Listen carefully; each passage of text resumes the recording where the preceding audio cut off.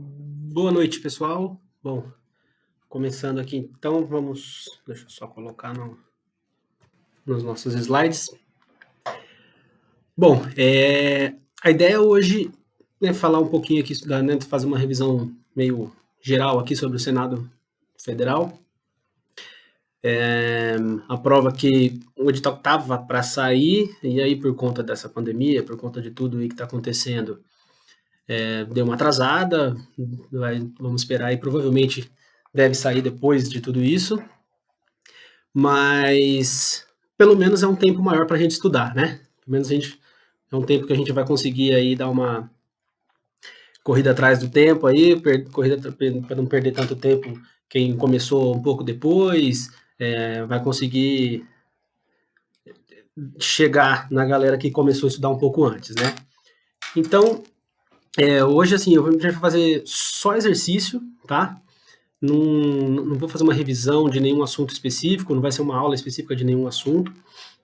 A gente vai fazer peguei um apanhado de questões da AGV, que foi a última banca, né, a banca da última prova do Senado, que foi em 2011, já tem um tempinho. A AGV está também na licitação aí para ver para a escolha da banca aí, que já foi publicado antes da pandemia, ela estava concorrendo, então pode ser que seja a AGV de novo, né? Tem grandes chances. Normalmente os concursos assim, eles não mudam muito de banca de um concurso para o outro o mesmo órgão. Pode acontecer, claro, acontece muito, mas assim, de um modo geral, a gente sempre a mesma banca mantém, enfim, provavelmente a banca tende a ser a GV novamente. Então eu peguei só exercícios da GV de 2019. Tem, assim, quem está no curso, quem comprou o curso do Senado já com a gente, tem algumas questões de 2019 da GV no material, e eu procurei pegar questões que não estão no material, tá? São questões diferentes, né, de quem está no curso. Então são questões que a gente não fez ainda, tá bom? E tem uma ou outra de 2018, que são alguns assuntos específicos que eu achei melhor, umas questões de 2018, que não tinha nenhuma interessante dessas de 19 para fazer, eu achei melhor pegar essas de 2018. São duas questões, se eu não me engano, só de 2018, o resto é tudo de 2019, porque 2020 não teve nenhuma prova que envolvesse esses assuntos que a gente vai tratar hoje aqui, beleza? Então vamos lá, sem perder muito tempo, vamos começar. Eu peguei um pouquinho de questão de cada assunto, tá, pessoal? Não está muito definido uma parte só de raciocínio lógico ou de matemática. Eu peguei um pouquinho de questões assim de todos os tópicos, tanto a parte de matemática, tanto a parte de raciocínio lógico, tá bom? Então vamos lá. Começando aqui, primeira questão, prefeitura aqui de Angra. A maior parte das questões vão ser da prefeitura de Angra e da prefeitura de Salvador, tá bom? Então vamos lá, sem perder muito tempo, começando nossas questões. Em uma turma de estudantes, 2/5 deles jogam vôlei e 3/4 jogam futebol. O número mínimo de estudantes dessa turma que joga vôlei e também futebol é. Bom, pessoal, aqui a gente está entrando naquela teoria de conjunto, certo? Vamos colocar aqui. Temos dois conjuntos, beleza? Conjunto das pessoas que jogam vôlei e o conjunto dos que jogam futebol. Ele fala que 2/5 jogam vôlei, ou seja, 2/5 que jogam vôlei, então é dentro desse conjunto todo, tá? Inclusive dessa parte que é a intersecção entre os dois. Isso tudo tem 2/5. E essa parte do futebol toda tem 3/4, certo? O todo, que é a união do vôlei com o futebol, certo? Vôlei, união com futebol, conjunto inteiro aqui, se a gente for pegar todos, somar essa parte com essa parte aqui do meio, que é a intersecção, com essa outra parte, é o todo, é o inteiro que vai dar 1, certo? Porque aqui ele coloca 2/5 de todos os estudantes, 3/4 de todos os estudantes. Todos os estudantes que jogam vôlei ou futebol, ou os dois, ou alguma coisa do gênero, o todo é 1, beleza? Então, como que a gente vai fazer? Ele quer o quê? Ele quer saber esse meio aqui, quanto que vai dar, tá bom? Sabendo que vôlei 2/5 e futebol 3/4. Bom, a gente tem esse V e esse F aqui que eu coloquei é o total de elementos dentro do conjunto vôlei, tá? Dos que jogam vôlei, dos estudantes que jogam vôlei. Chamo aqui de V porque para colocar N, V, né, quantidade de elementos do conjunto V, para escrever assim de uma forma mais é, é, teórica, fica muito comprido e a gente tem que, em prova de concurso, a gente tem que fazer um negócio meio prático, né? Vamos lá e colocar desse jeito que assim vai rápido. Então, V é a quantidade de elementos do conjunto V. Então, a gente tem o quê? Vamos lembrar aqui que tem uma formulazinha, que é uma coisa bem básica, mas a união de dois conjuntos, a quantidade de elementos aqui dessa união, é o quê? É o conjunto V, todo mundo aqui desse conjunto, mais o conjunto F, todo mundo desse conjunto de futebol, menos a intersecção entre eles, certo? Menos a intersecção entre V e F. Ou seja, eu estou somando todo mundo do conjunto V, quer dizer, inclusive essa parte, todo mundo do conjunto F, inclusive essa parte, quer dizer, eu estou somando duas vezes essa parte, por isso que eu estou subtraindo uma vez, certo? Porque eu somo todo mundo que é do vôlei, todo mundo que é do futebol, e subtraio a intersecção. Esse é o intuito dessa fórmula aqui, né? Assim que essa fórmula funciona. Bom, a gente tem que a união é 1, né? Quantidade de elementos do conjunto dos que jogam vôlei, 2/5, mais do conjunto dos que jogam futebol, 3/4, menos a intersecção entre eles, que é isso que eu estou querendo descobrir aqui. Beleza? Bom, aqui é só resolver essa equaçãozinha, joga essa aqui que é a nossa incógnita, né, pro lado de lá e joga o 1 pro lado de cá, tá? Então, a intersecção passa para lá com sinal trocado, positivo. A intersecção entre V e F é igual a 2/5, 2/5 mais 3/4, que é quem já estava aqui, e o 1 vai passar para o lado de lá, com o sinal trocado, menos 1. Bom, como que eu vou resolver isso aqui? Eu tenho frações aqui com a base diferente. Aqui é 5, aqui é 4 e aqui é o quê? Aqui é 1, né? Não fala, mas aqui é 1. Quando eu tenho um número inteiro, embaixo aqui eu tenho o número 1, beleza? Então, como que eu faço isso? Bom, a forma mais fácil é fazer o quê? O MMC entre eles, que é 20, certo? 5 vezes 4 é 20, né? Então, eu vou pegar o 20. 20 dividido por 5, 4. 4 vezes 2, 8. Joga aqui o 8. Mais. Aí vamos para o próximo. 20, eu pego esse e divido pelo de baixo, certo? 20 dividido por 4 é 5. Multiplico pelo de cima, 5 vezes 3, 15. Beleza. E aqui, 20 dividido por 1 é 20. Multiplicado por 1, 20. Então, aqui menos 20, certo? Menos 20. Pronto, só fazer essa soma aqui. A intersecção entre vôlei e futebol é igual a 8 mais 15, 23. 23 menos 20, 3 sobre 20, certo? Então, eu tenho 3 sobre 20. Essa é a quantidade, teoricamente, aí que a gente vai ter. Mas o que significa 3 sobre 20? Você vai olhar aqui, você vê que não vai ter. Quer dizer, 3/20 do total de pessoas, do total de estudantes, estarão aqui dentro, certo? Então, se a gente considerar que o total de estudantes é 20, se a gente falar que no total a gente tem 20, isso significa que 3 estarão aqui dentro. 3 estarão nessa intersecção, tá? Eu posso ter menos de 3? 2 ou 1? Não. Por que eu não posso ter menos de 3? Porque aqui essa fração que eu tenho, 3 sobre 20, eu não consigo simplificar. Não dá para eu dividir o número de cima e o número de baixo pelo mesmo número. O 20 não é divisível por 3.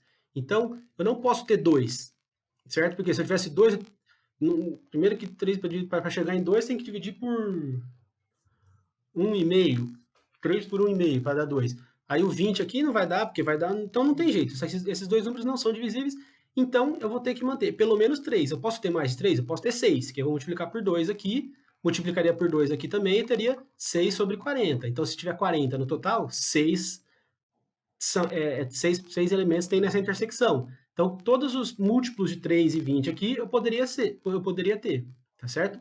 Mas não pode. Então o mínimo que eu vou ter nessa intersecção, são 3 elementos. Isso se no total forem 20. Se no total forem 40, vai ser 6. Só que como ele me pergunta o número mínimo de estudante. Número mínimo, então, é 3. Beleza? Gabarito A. Certo? Ótimo. Então, vamos lá. Se alguém ficou com alguma dúvida, qualquer coisa, é só perguntar, tá bom? Vamos lá. Questão número 2, para a gente não perder muito tempo, porque senão a gente vai se estender demais hoje. Aqui ó, a ideia é demorar mais ou menos aí 1h30, tá? Até umas 8h30 a gente já acabou. Se tudo der certo. Se a gente conseguir ir fazendo as questões numa velocidade considerável, vamos dizer. Vai. Beleza. Vamos lá. Questão número 2. Opa, cadê meu cursor? Aqui, achei. Questão número 2.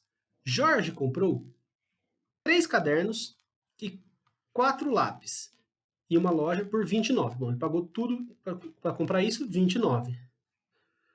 Boa noite, Edson Ferreira, aqui mandando boa noite, começou agora. Exatamente, então, da segunda questão, acabamos de começar, aqui deu um probleminha no áudio aqui, a gente acabou atrasando um pouquinho, mas a gente está começando agora, só foi uma questão por enquanto. Bom, vamos lá então. Jorge comprou 3 cadernos e 4 lápis em uma loja por 29, beleza? Mariana comprou na mesma loja e pelos mesmos preços unitários, ou seja, o caderno foi o mesmo valor que o Jorge pagou e o lápis também. Só que ela comprou 5 cadernos e 6 lápis por R$ 47,00. Ótimo. Então ele quer saber o quê? E a Luciana comprou a mesma coisa pelos preços de 4 cadernos e 2 lápis. Né? Quanto que ela vai pagar, então, por por esse material aqui? 4 cadernos e 2 lápis. Bom, pessoal, aqui a gente tem vamos montar duas equaçõezinhas. Vamos chamar o preço do caderno, a gente vai chamar de C. E o preço do lápis eu vou chamar de L, tá bom? Então, 3 cadernos, ou seja, 3C, né? 3 vezes o preço do caderno, e 4 lápis, isso foi quanto? R$ 29,00. Já a Mariana comprou 5 cadernos. Bora lá, vamos lá, Edson. Vamos resolver todas essas questões aqui da GV. 6 lápis, R$ 47,00. Belezinha? Ótimo, temos essas duas equações. Qual que é a forma mais fácil de resolver esse tipo de equação quando a gente tem um sisteminha desse, né? Duas equações com duas incógnitas? O que a gente tem que fazer? Bom, a gente tem que manipular isso aqui para que a gente consiga cortar uma das incógnitas, tá? É a forma mais tranquila de se fazer isso. Bom, aqui eu tenho 3 e aqui eu tenho 5. Ou aqui eu tenho 4 e aqui eu tenho 6.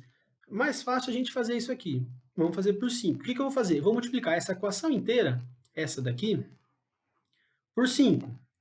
Vou multiplicar tudo por 5, todos os elementos. Eu posso fazer isso? Posso. Se eu multiplicar todos os elementos do lado de esquerda do igual e do lado direito do igual pelo mesmo número, eu não estou mudando a minha equação, tá? Eu não estou modificando o valor dela, eu vou mudar aqui os valores do 3C, o 4L e o 29, mas todos vão ser multiplicados por 5 pelo mesmo número, então eu mantenho o padrão aqui da minha equação, tá? Então eu posso fazer isso. Multiplicando por 5, eu vou chegar a 15. Para eliminar o de baixo, eu tenho que fazer o quê? Eu tenho que chegar em 15 também. Então o que eu vou fazer? Essa aqui eu vou multiplicar por 3, tá? Então, vamos multiplicar de cima por 5 e essa aqui por 3. Então, vamos fazer. Multiplicar tudo isso por 5. 3C vezes 5 vai dar 15C. 4L vezes 5 vai ser o quê? 20L. 29 vezes 5, bom, 30 vezes 5 é 150. Menos 5, 145. Tá bom? Beleza, multipliquei tudo por 5. Agora, essa aqui eu vou multiplicar tudo por 3. 3 vezes 5, 15C. Beleza. 3 vezes 6, o sinal mantém aqui, né? Mais 18, né? 18L. 3 vezes 6, 18. 47. 3 vezes 47, bom, pessoal, 3 vezes 50 é 150. Menos 9, 141. Beleza? Bom, pessoal, agora eu tenho isso aqui. Opa. Cheguei aqui, agora eu tenho 15 em cima, 15 embaixo. Beleza, é fácil. O que eu vou fazer agora? Isso aqui, eu vou subtrair essa equação dessa. Então, o C eu subtraio de quem tem C, 15C menos 15C é 0. O L eu vou subtrair de quem tem L. 20L menos 18L, que eu estou subtraindo, né? Então, essa menos essa. 20L menos 18L é 2L. 145 menos 141, 4. Então, 2L é igual a 4. L é igual, vou passar o 2 para cá dividindo, né? O 2 está multiplicando, passo para o lado de cá dividindo. 4 dividido por 2, que isso aqui é igual a 2. Bom, descobri que então que o preço do lápis é 2 reais, certo? Agora eu vou descobrir o preço de quem? O preço da caneta. Como que eu faço isso? Basta substituir o preço do lápis aqui, que é 2, em qualquer uma dessas duas equações. Tanto faz, posso escolher qualquer uma das duas que vai dar certo. Beleza? Então eu vou substituir na primeira, tá? Cadê meu cursor? Sempre some aqui em cima. Vamos lá, então. 3C mais 4L. Opa, quanto que vale o L? 2, né? Então, 4 vezes 2, isso é igual a 29. 3C mais 4 vezes 2, 8.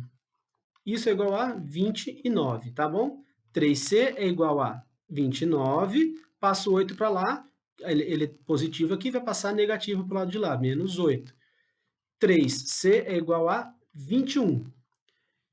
C é igual, bom, aqui o 3 está multiplicando, eu passo ele para cá, dividindo 21 dividido por 3, o C é igual a 7. Então, o preço da caneta é R$ 7,00. Bom, agora resta saber quanto a Luciana gastou. A Luciana comprou 4 cadernos.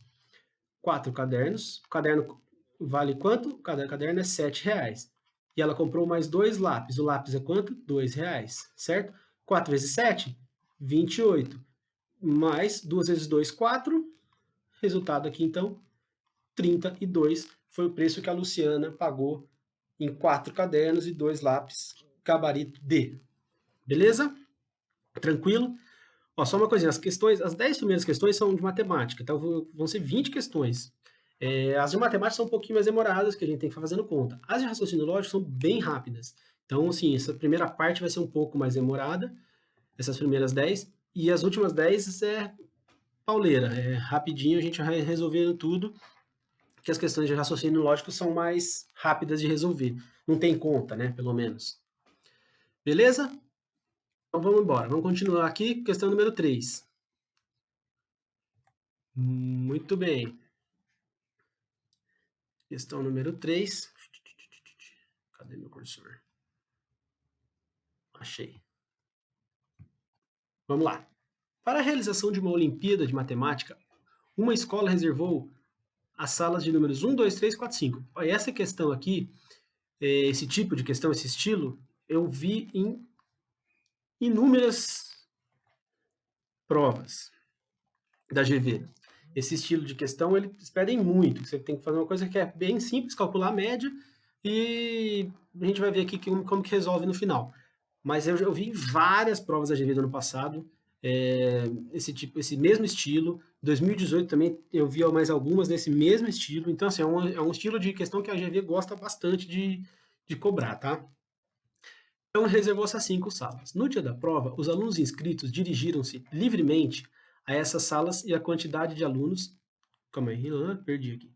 No dia da prova, os alunos inscritos dirigiram-se livremente a essas salas e a quantidade de alunos em cada sala está indicada a seguir. Beleza? Sala 1, 29. Então, na sala 1 foram 29 alunos. Na sala 2, 33. Na sala 3, 24. Na sala 4, 37. E na sala 5, 17. O inspetor de alunos fez, então, algumas transferências de alunos de uma sala para outra, de forma que as 5 salas ficassem com o mesmo número de alunos. É correto concluir que... Bom, beleza. Então, se todas as salas ficaram com o mesmo número de alunos, o que a gente tem que fazer? Tirar a média desses 5 números, certo? Simplesmente. Como que é a média de 5 valores diferentes? Somo os 5 números e divido por 5, beleza? Então, vamos fazer aqui a soma.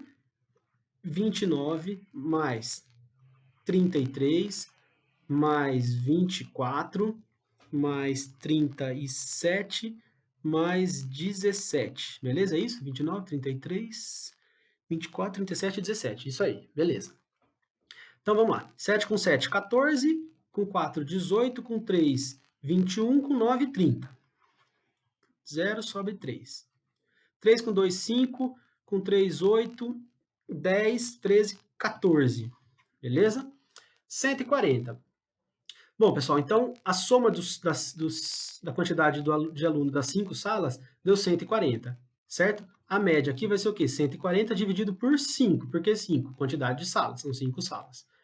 A média aqui vai dar, bom, vamos fazer 140 por 5 aqui, ó, do lado, só para ficar mais tranquilo, para não ter erro. 14, 2 vezes 5, 10, vai, desce 4, embaixo 0, 40. 8, 5 vezes 8, 40, beleza, certo? 28.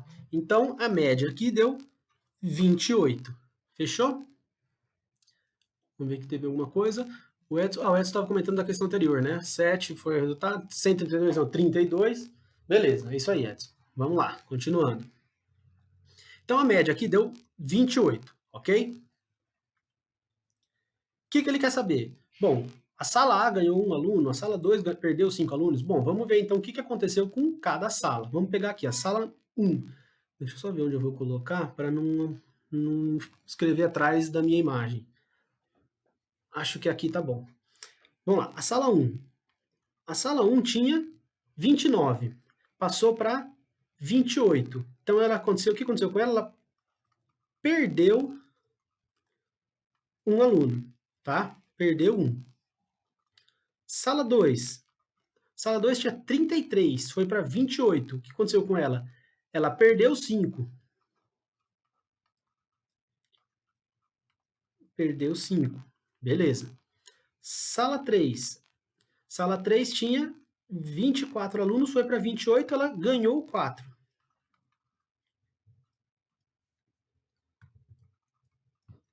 Opa.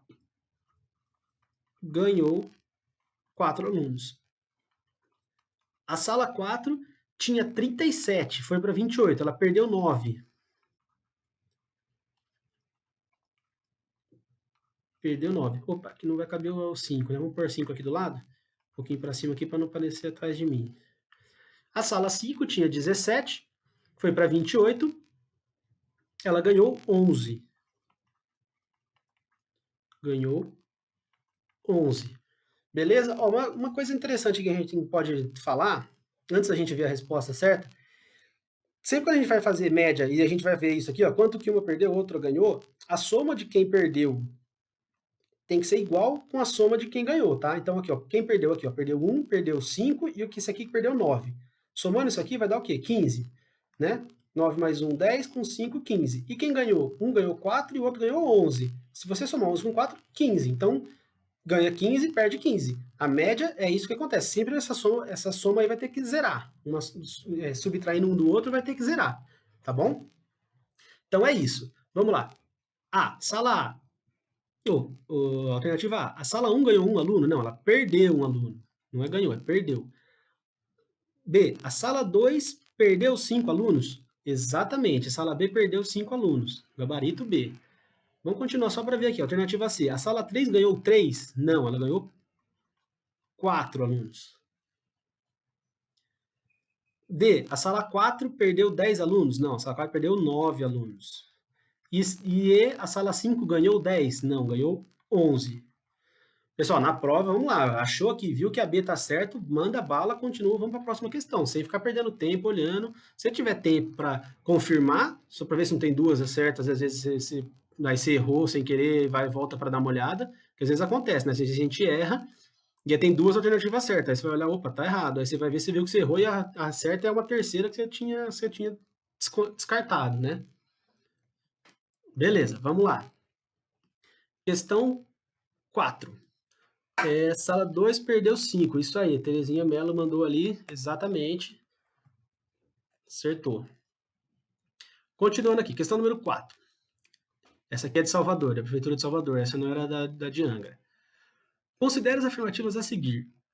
Essa aqui eu mudei um pouquinho, tá? Mudei um pouco esse item 1 da questão original, só para poder falar uma coisinha a mais aqui, para dar uma explicaçãozinha melhor, que eu achei que ia ser mais interessante. Então, vamos lá. O número 60 tem 12 divisores positivos. O 2 fala, o mínimo múltiplo comum de 12 e 15 é 120. E o 3 fala, o número 221 é um número primo. Aí ele pergunta aqui, é verdadeiro que se afirma em 1, 2, 3? Então a gente tem que saber julgar essas três, ver o que é verdadeiro e o que é falso aqui, tá? Vou começar da última, que é mais simples, depois eu vou subindo e deixo a primeira, por último, que é a mais interessante aí, vai.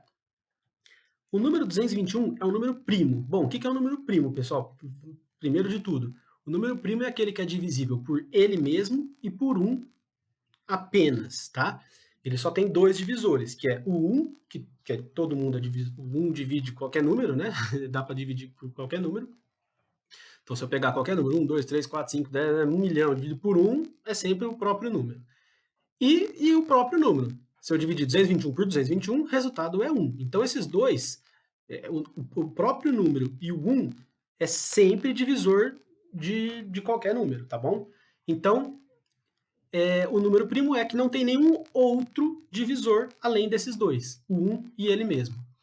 Bom, aqui o 221, a gente vai testando, né? A gente pega todos os divisores, todos os números primos, os pequenos, que a gente vai sabendo, e vai testando. Bom, o 2. 221 é divisível por 2? Não, por quê? Para saber se o número é divisível por 2, basta ele ser par. 221 é ímpar, então não é divisível por 2. O 3, para saber se o número é divisível por 3, o que eu faço? Somo todos os algarismos. 2 mais 2, 4, mais 1, 5. 5 é divisível por 3? Não, então não é divisível por 3. 4 também não, porque não é par. 5, para ser divisível por 5, tem que se terminar em 0 ou em 5. 221 não é divisível por 5. Bom, 6 também não, porque o 6 tem que ser par. O 7. Bom, o 7 já é um número um pouco mais chato da gente saber. Teria que fazer a conta aqui mesmo, né? Então a gente sabe que tem 70, 140, 210, né? Que são se eu pegar os 70 e multiplicar por 3, dá 210. 210, 217, 224. Então 221 não é. 8 também não, porque é ímpar. 9, mesma coisa do 3, soma. 2 mais 2, 4, mais 1, 5. 5 é divisível por 9? Não. Então, esse número não é divisível por 9. Bom, 10 também não dá. O 11. O 11 também teria que pensar. 11, 110, 220, né? 220 é divisível por 11, então 221 não é. Bom, pessoal, o próximo primo aqui é o 13. Opa, 221 por 13. Vamos fazer a conta aqui do lado rapidinho. Vocês vão ver que coisa bonita que vai acontecer. 22 por 13 aqui é 1, né? 9. 91, baixa. Vai dar aqui 7. 7 vezes 3, 21. 1. 7 vezes 1, 7. Com 2, 91. Exatamente. Então, 221 é 13 vezes 17, tá? Então, o 221 é um número primo? Não. Por quê? Porque ele é divisível por 1, ele é divisível por 13 e ele é divisível por 17, tá certo? Então, essa 3 aqui é falsa. Ótimo. Vamos para 2. O mínimo múltiplo comum de 12 e 15 é 120. Bom, basta fazer o MMC de 12 e 15. Como fazer o MMC aqui? Divide aqui. Bom, o primeiro número primo que a gente tem é o 2. 2 dividido por 12, 6. 2 dividido por 15? Não, não divide. Então, mantém o 15. Dá para dividir por 2 ainda? Dá. Opa, tem o 6 ali ainda. Vamos continuar. Por 2. Aqui vai dar 3 e aqui vai dar 15. Agora dá para dividir por 2? Não, não dá. Então vamos para o próximo número primo, que é o 3. Opa, 3 tem? Tem. 3 dividido por 3 dá 1. 15 dividido por 3 dá 5. Beleza, então sobrou o 1 e o 5. Cuidado, pessoal, aqui não é 1,5 não, tá? É o 1 e o 5, tá bom? Bom, dá para dividir por 3 ainda? Não. Então vamos para o próximo, que é o 5. 1 já é 1 aqui, então ok. E o 5, 1. Fechou. Aqui acabou o nosso MMC. Basta multiplicar. 2 vezes 2, 4. 4 vezes 3. Vamos começar daqui de baixo que é mais fácil. 5 vezes 3, 15. 15 vezes 2, 30. 30 vezes 2, 60. Então, o MMC entre 12 e 15 é 60. O mínimo múltiplo comum é 60, não é 120. O 120 é um múltiplo comum dos dois? É também. O pró depois de 60 é o 120. Mas o mínimo não é o menor. O menor é o 60. Então, isso aqui está falso também. Beleza? Essa nariz coçando aqui, que é o rinite ataca de vez em quando, fica assim, né?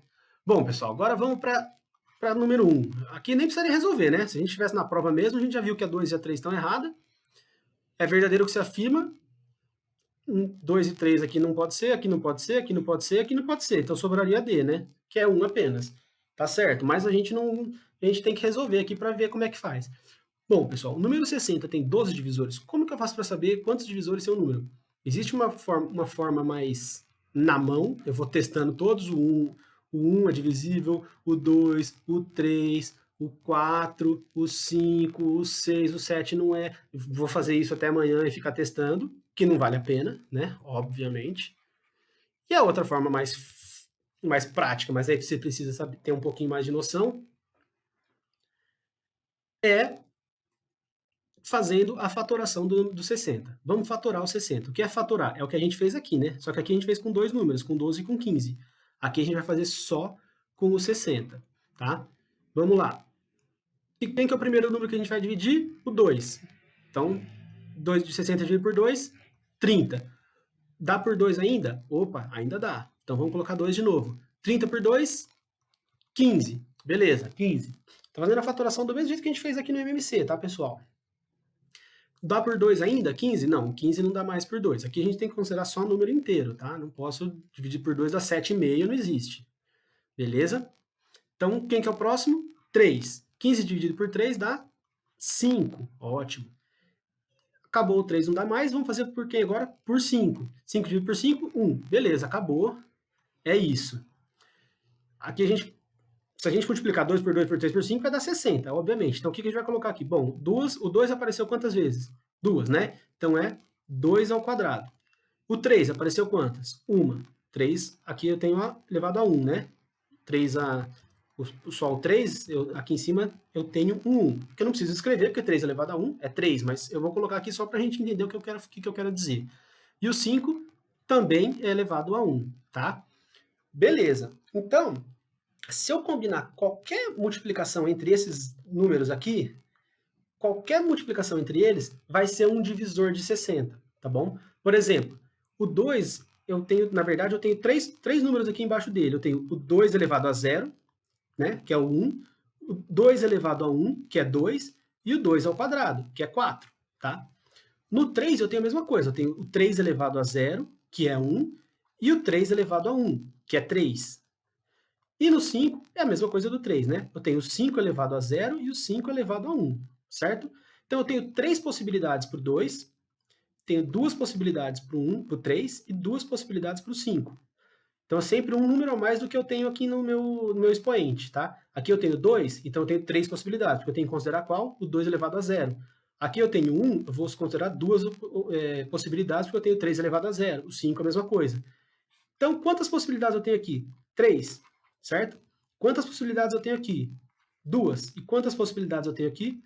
2. 3 vezes 2, 6. 6 vezes 2, 12. Total de divisores do 60, 12.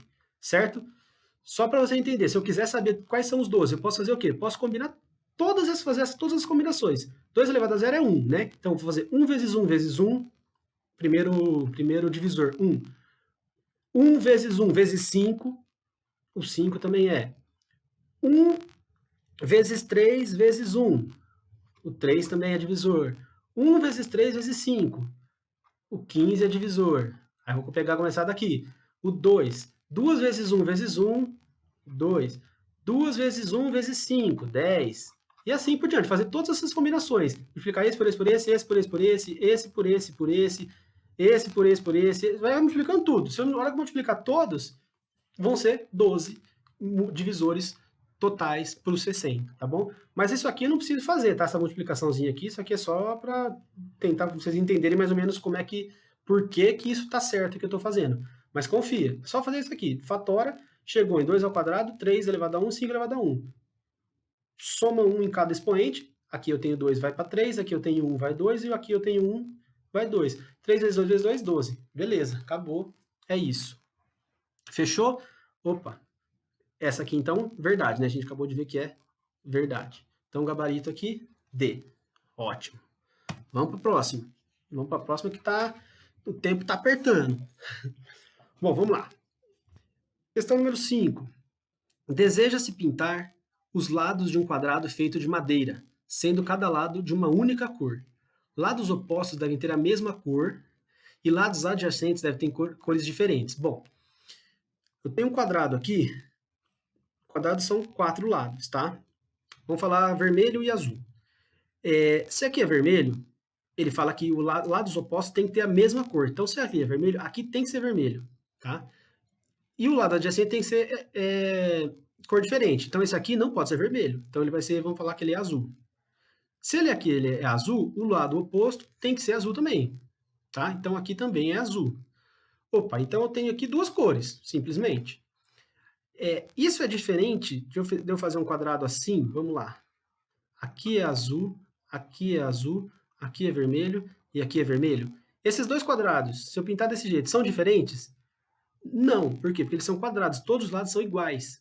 Se eu simplesmente girar esse quadrado para lá, ele vai ficar exatamente igual, os dois quadrados vão ser iguais. Se fossem retângulos, aí é outra coisa, porque aqui o lado maior seria vermelho e aqui o menor azul, e desse lado o lado maior seria azul e aqui vermelho. Aí seriam pinturas diferentes. Mas como é um quadrado, se eu pintar vermelho, vermelho, azul e azul, é a mesma coisa se eu pintar azul, azul, vermelho, vermelho, porque é só rodar que eu vou chegar no outro quadrado, tá certo?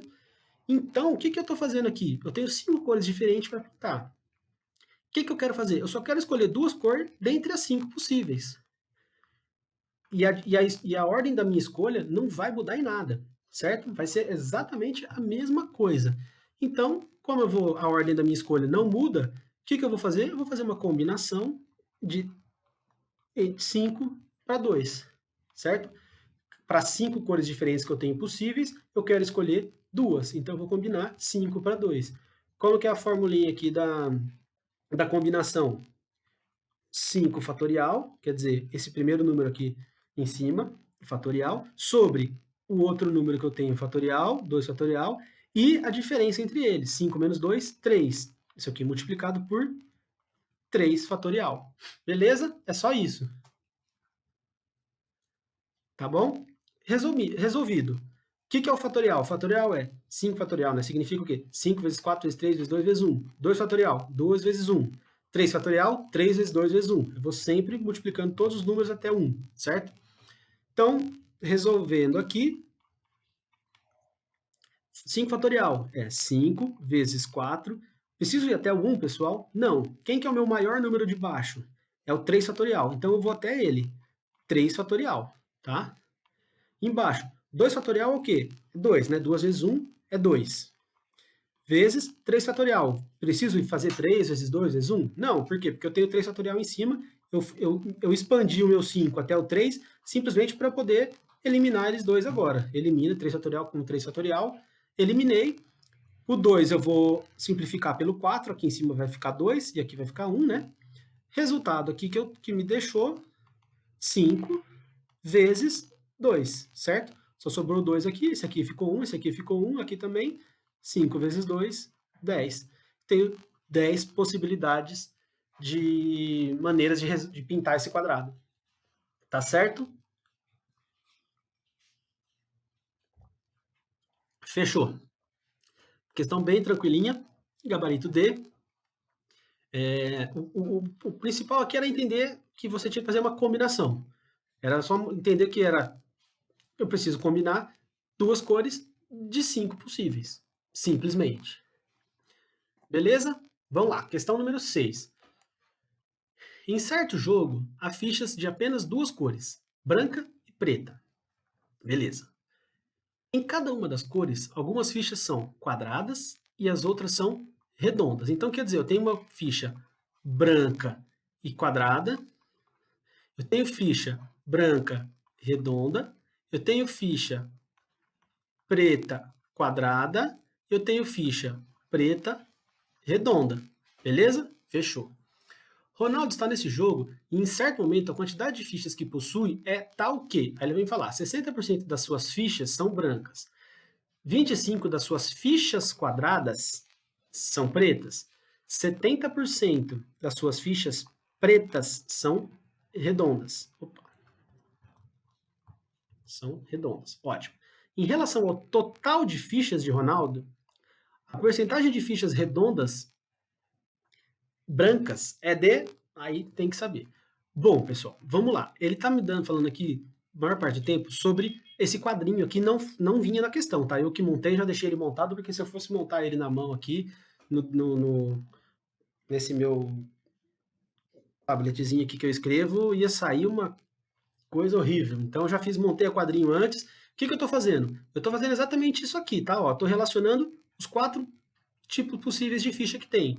Eu tenho uma branca com quadrada, eu tenho a branca com redonda, eu tenho a preta com a quadrada e a preta com a redonda. E o que é cada um desses totais aqui, ó? Esse total é o total de fichas brancas, independente da forma dela, se ela é quadrada ou redonda. Esse total aqui, ele é o total de fichas pretas, tá? Independente do modelo dela também. Aqui é o total de fichas quadradas, independente da cor. E aqui, total de fichas redondas, independente da cor. E aqui é o quê? É o total de fichas que eu tenho. Bom, pessoal, como eu estou tratando tudo como percentual, você vê que ele está me dando aqui, ó, 60%, 25% e 70%. Quem que é o meu total? 100%, tá? Aqui é 100%. Total de fichas que eu tenho, 100%. Aí ele me vai, agora a gente vai olhar para que ele está me mandando aqui. Primeira, essa aqui, vamos começar por aqui. 60% das suas fichas são brancas. 60% de todas as fichas que ele tem são brancas. Então, opa, total de fichas brancas é 60%. 60%. Bom, se branca é 60% e ele só tem ficha branca e preta, aqui é 40%. Beleza? Então, 60% das fichas são brancas, 40% são pretas. Fechou. Primeiro aqui a gente já mandou ver. Aí a segunda, 25 das suas fichas quadradas são pretas. Opa, vou vir por 25 aqui. Opa, tá errado. Não é isso que ele está falando. Cuidado. O que ele está falando? 25% das fichas quadradas, ou quer dizer, 25% do total de quadradas daqui são redondas. Opa, desculpa. Não, são pretas, desculpa. São pretas. 25% do total de fichas quadradas são pretas. Então, 25% desse total são pretas. Como eu não sei nada daqui ainda, eu não consigo falar o que é esse 25. Então, vamos fazer o quê? Vamos para a terceira, tá? Pula essa segunda. Aí ele fala o quê? 70% das fichas pretas, opa, tô aqui na preta agora, ele tá falando das fichas pretas. 70% dessas fichas pretas, quer dizer, não é 70% do total, é 70% disso aqui. São redondas. Então aqui ele está falando que 70% das pretas são redondas. Ou seja, 70% de 40%. Como que eu vou fazer isso? 0,7 vezes 0,4, tá? O que é 0,7? 70%. O que é 0,4? 40%. 0,7 vezes 0,4 é 0,28, né? 7 vezes 4 é 28, duas casas para cada vírgula, joga duas vezes também, 0,28. Ou seja, 28%.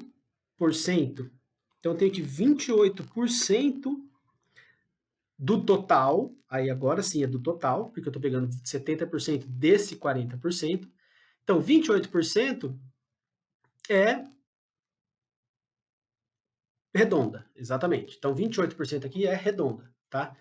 Outro jeito que a gente poderia fazer é chamando tudo de número, tá? Vamos falar que tem 100 fichas no total. Aí a gente vai fazer 60, 40, aí seria 40 vezes 70% de 40, que vai dar 28 também. Também dá para fazer isso sem a porcentagem, tá? Só em números absolutos, considerando que são 100 fichas. Mas dá na mesma, tá? É tudo a mesma conta. Tomar um golinho de água aqui para dar uma forçada na garganta. Bom, pessoal, então o que a gente fez aqui?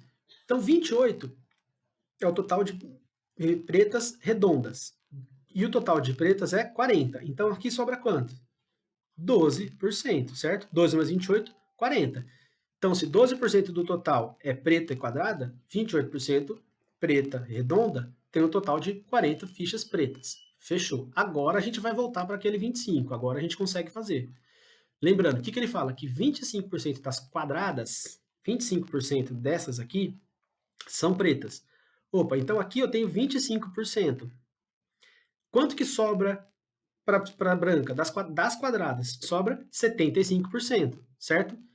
25% para 75%, o que eu estou fazendo? Estou multiplicando por 3, certo? 25 vezes 3 é 75. Então, o que eu estou fazendo aqui? Eu tenho 36%. Basta multiplicar por 3, porque aqui era 25, isso aqui é 25%. Aqui eu tenho 25% das quadradas, e aqui eu tenho 75%, tá? Por isso que eu estou fazendo isso. Aqui, então, é o triplo. Se aqui é 25%, aqui é 75%, aqui é o número de quadradas brancas é o triplo do número de quadradas pretas. Então, 12 vezes 3, 36. O total de quadradas é 48, tá? Aí, o que ele quer? Ele quer saber redonda branca. Então, ele quer essa aqui, né? Ele quer saber esse quadrado aqui. 36 para 60, quanto que falta? 24. É só a diferença. Aqui 36 vezes 24, 60. Então, o número de fichas brancas redondas é 24, gabarito B. Beleza? Se você quiser saber essa aqui também, a gente também pode, tá? Que é 48%, né? Aqui também vai ser o quê? 52. Pode ser tanto a soma desses dois, que é 52, ou a diferença de 48 para 100, 52. Então é só fazendo por diferença, a gente consegue descobrindo todos esses percentuais. Esse tipo de questão também cai bastante. Às vezes cai com número, tá? Não com percentual. Que às vezes fica mais fácil, porque percentual pode confundir um pouco a cabeça, com número às vezes é mais fácil. Mas é exatamente isso. Ele dá duas características, por exemplo, de cor e duas características de material ou de forma, como foi dessa vez. E a gente tem que fazer esse quadrinho do total. Beleza? Vamos lá, mais uma questão para a gente começar e partir para o final aqui. Mais um golinho de água, vou dar uma olhadinha na garganta. Vamos lá. Questão 7. Em uma região turística, uma pousada recebeu em 2018 20% mais hóspedes do que tinha recebido no ano anterior, ou seja, 2017, né? E em 2019 recebeu 40% mais hóspedes do que recebeu em 2018. Opa, então ele fala de 2017, 2017, 2018 e 2019.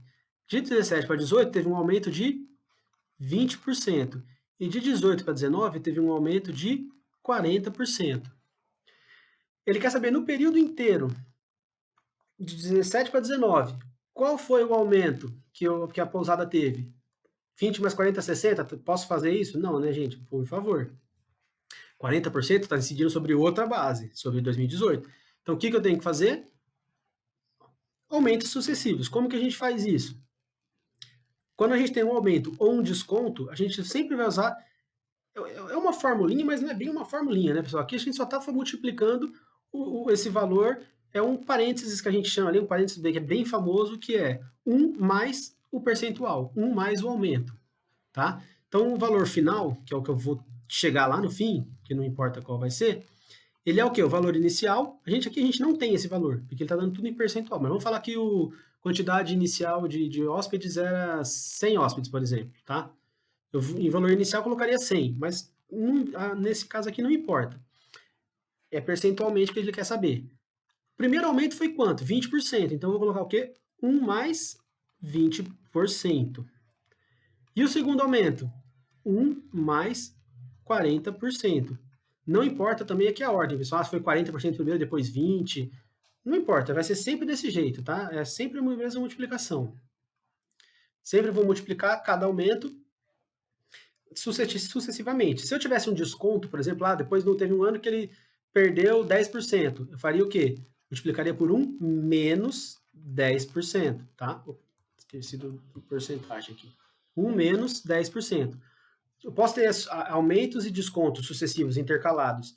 Eu vou fazer o quê? Continuo multiplicando. Se eu tivesse um desconto, multiplicaria por aqui, 1 menos X%, tá? Faria isso. Não tem problema nenhum. Mas aqui no nosso caso são apenas dois aumentos. Então, vamos lá. Valor final igual valor inicial. Bom, 20% é o quê? 0,2, né? Então, 1 mais 0,2, 1,2 vezes 40%, 0,4. 1 mais 0,4, 1,4.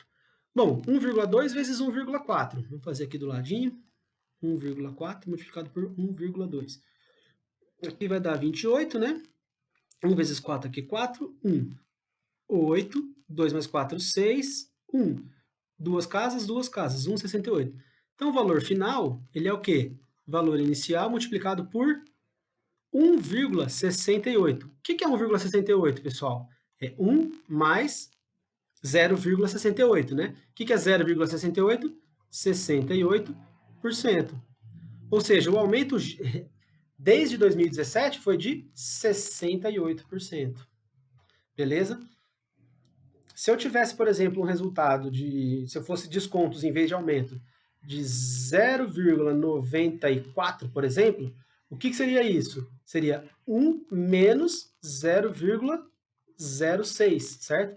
1 menos 0,06 é 0,94, ou seja, 1 menos 6%. Teria um desconto de 6%, ele perderia 6%, tá bom? Essa aqui é uma outra forma de calcular também quando tem descontos e não aumentos, tá? Daí ele vai dar um resultado menor do que 1. Então, eu vou pegar quanto falta para 1, que seria 0,06. Isso aqui é 6%. E esse, então, seria um desconto total de 6%, tá? Só para ter pra gente relembrar aqui que a gente está...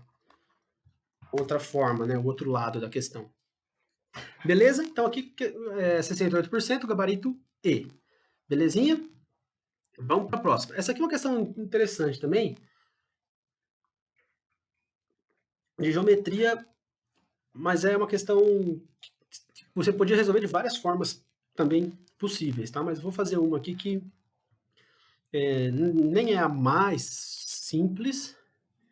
Todas vão demandar um pouco de trabalho aqui, de conta, mas vou fazer uma que eu acho que é mais interessante para a gente também entender algumas coisas, tá?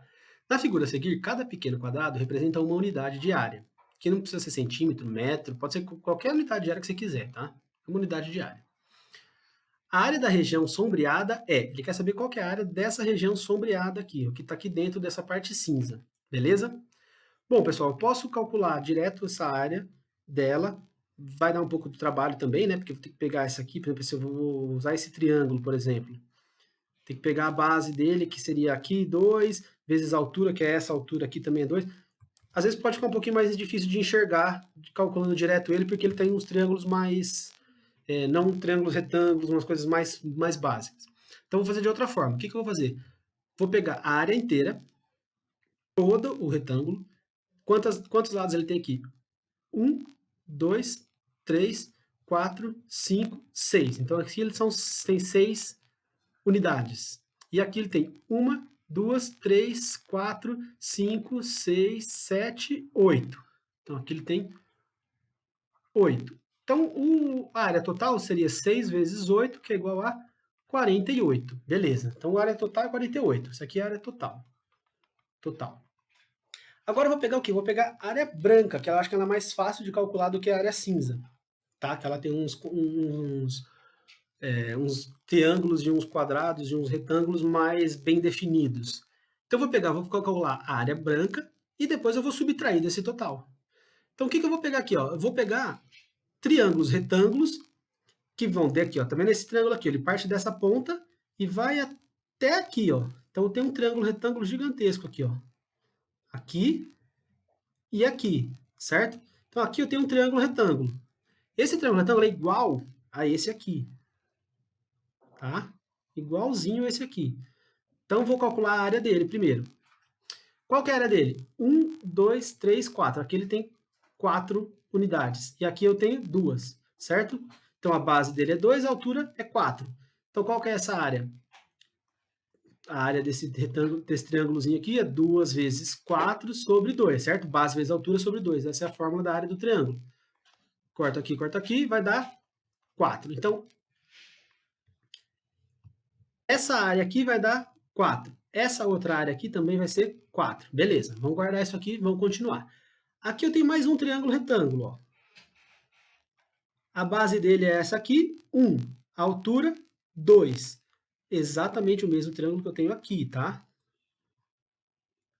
Eu vou só apagar esse 2 aqui para a gente não confundir o que ele está fazendo aqui, tá? Então aqui eu tenho 1 e aqui eu tenho a base 2. Qual que é essa minha área desse triângulo aqui? 2 vezes 1 sobre 2. Corta aqui, vai dar 1. Então a área desse triângulo retângulo é 1. 1 e aqui também é 1. Bom, aqui eu tenho um retângulo, ó. 2 por 1. 2 vezes 1, aqui é 2. Esse aqui é a mesma coisa, tá? Então aqui também é 2. Beleza. Vamos para cá agora. Aqui eu tenho um triângulo retângulo gigantão também aqui, que é igual a esse aqui, certo? Qual que é a minha base? 1, 2, 3. A base aqui é 3 e a altura aqui é 2. Então aqui essa áreazinha aqui vai ser 3 vezes 2 dividido por 2, corta aqui, então essa área é 3. Então essa área vale 3 e essa área vale 3. E aqui eu tenho mais uma, ó, 2 por 2, é um quadrado grande, 2 vezes 2, 4. Ótimo. Aí eu tenho essa outra aqui também, esse também é branco, né? Aqui seria mais fácil, é 1, né? 1 por 1. 1 por 1, 1 vezes 1 é 1, dividido por 2 é meio. As duas têm meio, então a soma dessas duas aqui, essas duas juntos, vale 1, beleza? Meio com meio. Aqui vale 1. Pronto, só somar tudo. 3 com 4, 7, mais 3, 10, 14, 18, 19, 20, 22, 23, 25, certo? Então a área branca,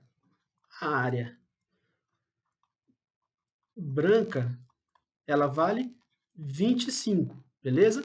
Somei tudo aqui, ó, esse 3 com 4, com 3, com 4, com 1, com 4, com 2, com 1, com 1, com 2, beleza?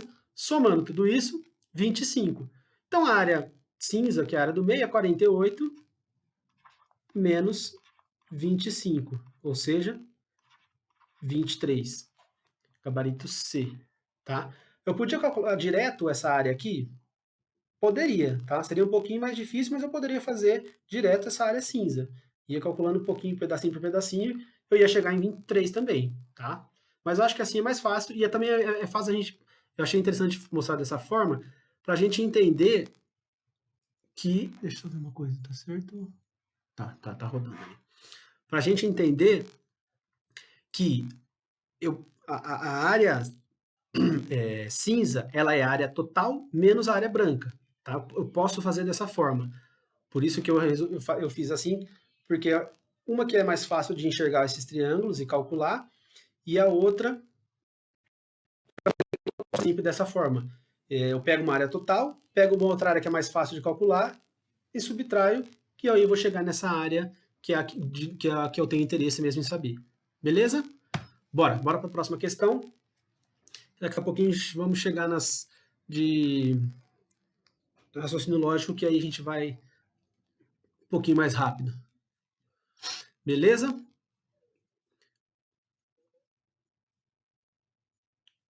Opa, vamos lá. O lá em casa mandou uma genial resolução, muito bom, valeu. Marcilane Fernandes, um salve para a galera de Diamantina, Minas Gerais, e parabéns pela iniciativa. Beleza, galera de Diamantina, então, Minas. Um abraço para todo mundo ali de Diamantina, um abraço para todo mundo de Minas também, né? Tem um irmão que mora em Minas, por sinal, mora lá em Poços de Caldas. Gosto bastante de Minas. Vamos lá, pessoal, continuando então, questão número 9. Deixa eu ver aqui onde eu estou, meu cursor sumiu de novo, aqui em cima. Vamos lá. Um galão de tinta tem 3,6 litros, tá? Esse aqui é o volume do galão, tá? 3,6 litros. Por enquanto, não vamos usar isso aqui ainda. Certa tinta a óleo tem rendimento de 12,5 metros quadrados, ou seja, metro quadrado é que a gente sabe então que isso aqui é o quê? É uma área, tá? Essa tinta ela rende 12 metros e meio, uma área de 12 metros e meio por litro. Então, quer dizer, cada 1 litro que eu vou usar dessa tinta, eu consigo pintar 12 metros e meio, uma área de 12 metros e meio. Em cada demão. Opa, para uma demão. O que é o demão? É o demão que eu vou passar uma vez a tinta na parede inteira, aí quando eu vou dar a minha segunda demão, passo tudo de novo, pinto mais uma vez, né? Então ele quer saber que um pintor deve pintar uma superfície de 320 metros quadrados com 2 demãos. Opa, então ele quer fazer uma área bem maior do que essa e dar 2 demãos, não uma só. Então o que a gente quer saber? O menor número de galões que ele deverá comprar para realizar esse trabalho é, bom, eu preciso saber então o quê? Quantidade de litros de tinta que eu vou precisar para saber quantos galões que eu preciso, beleza? Então, o que a gente vai fazer aqui? Essa é uma regra de 3 composta, mas tranquilo de fazer, né? Vamos lembrar aqui. Quando eu tenho 2, 3, 4, pode ter até mais, grandezas diferentes, o que ele está me dando de grandeza? A área, a quantidade de tinta, litro, quantidade, volume, posso chamar do que eu quiser, e a quantidade de demãos, tá? Então tem essas três grandezas. Ele fala aqui, para 1 litro e uma demão, eu pinto 12,5 metros de área. Eu quero saber, para 320, para 2 demãos, quanto de tinta eu vou precisar? Então, vamos colocar aqui, vamos montar a regra de 3. Primeira grandeza que eu vou usar vamos começar pelo litro, que é o que a gente quer saber, né? Por aqui, litro. Na verdade é o quê? É a quantidade de tinta que a gente vai precisar, né? Litro. Segunda grandeza, área. E a terceira grandeza, demão. Beleza. Então, o que ele me dá inicialmente? 1 litro de tinta, eu consigo pintar 12,5 metros quadrados em uma demão, para uma demão só. Aí ele quer saber, se eu quiser fazer 3... Opa, a bateria está acabando aqui. Vamos lá. Opa.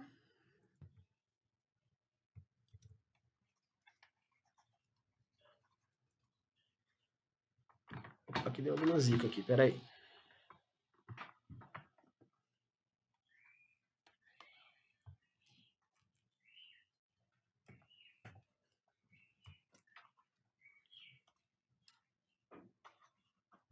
Pronto, acho que agora foi. Eita, deu zica aqui. Ah, ele travou o negócio aqui. Só um minutinho, pessoal. Só sair e voltar de novo.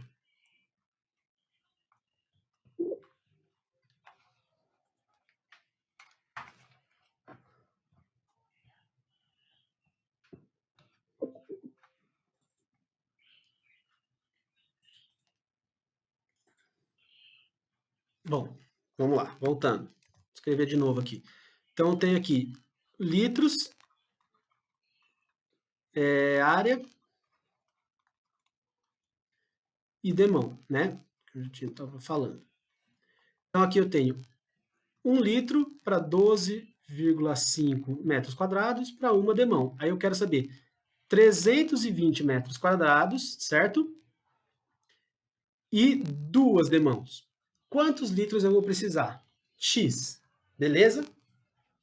Então é isso aqui.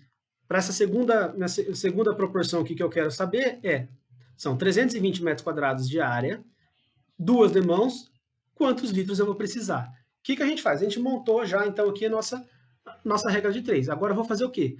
Vamos colocar as setas, tá? Essa é uma forma que eu acho bem simples de trabalhar e tranquilo de fazer, porque você não perde muito tempo de matemática, matematicando, assim, né, vamos dizer.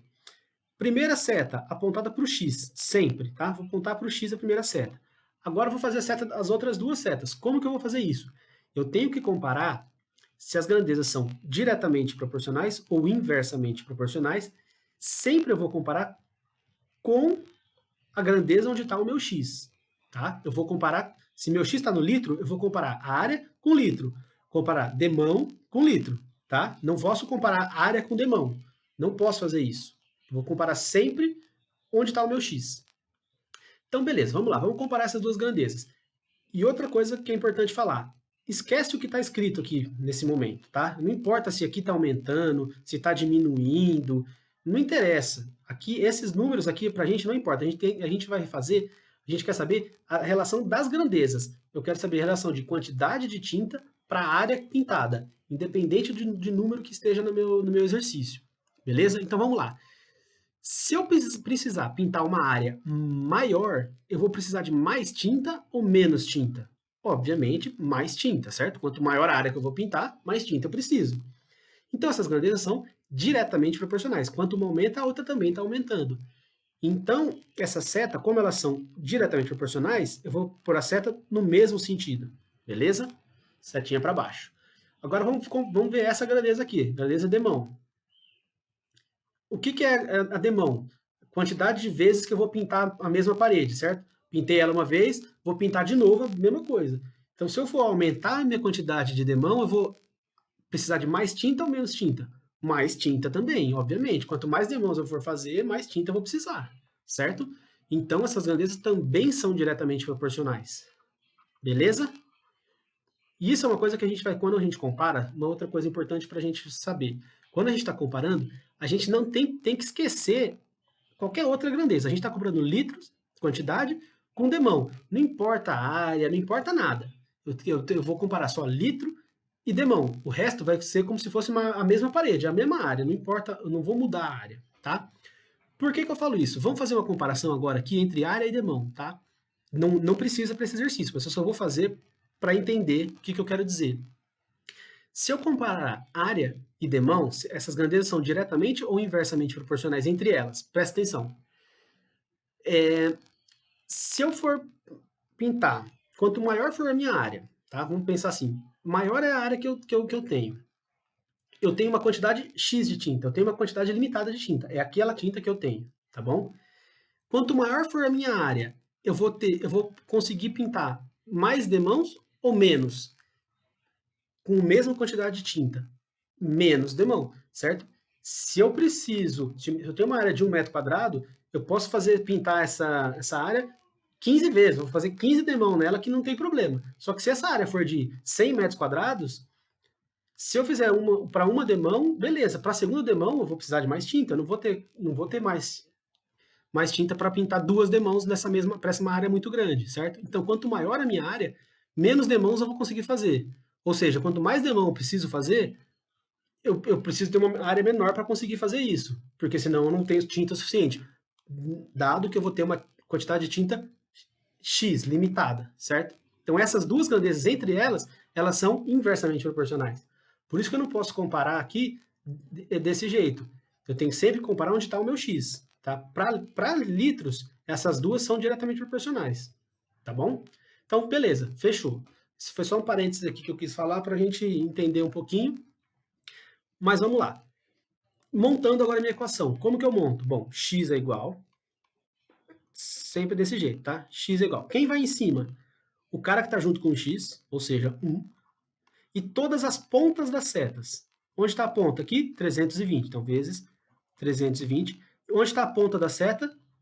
Aqui, 2. 2. Sobre os que sobraram aqui. São essas duas, certo? 12,5 vezes 1. Fechou? Então, quem vai em cima? O cara que está junto com o x e as pontas das setas. Certo?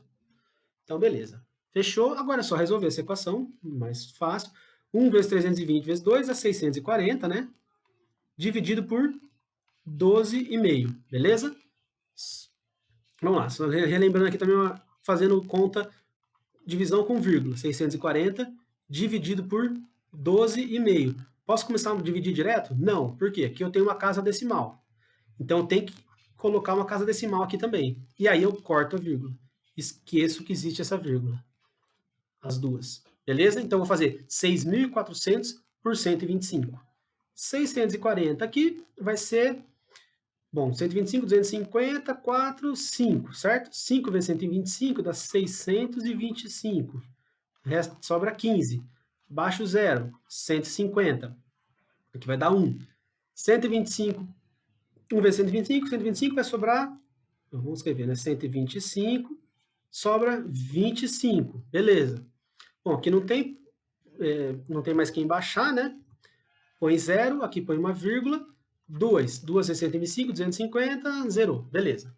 Então, eu vou precisar de 51,2 litros. Ótimo. Ele está perguntando quantos litros eu preciso? Não, ele está perguntando quantos galões eu preciso comprar. Beleza? Se eu preciso de 51,2 litros e o galão tem 3,6 litros, o que eu preciso fazer? Bom, vamos dividir 51,2 por, cadê? 3,6, que é a quantidade, né?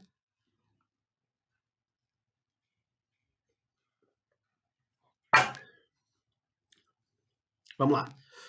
51,2 dividido por 3,6, que é a quantidade de cada galão, tá bom? Bom, aqui tem uma casa depois da vírgula, aqui também. Então, simplesmente esquece as vírgulas e vamos fazer essa conta.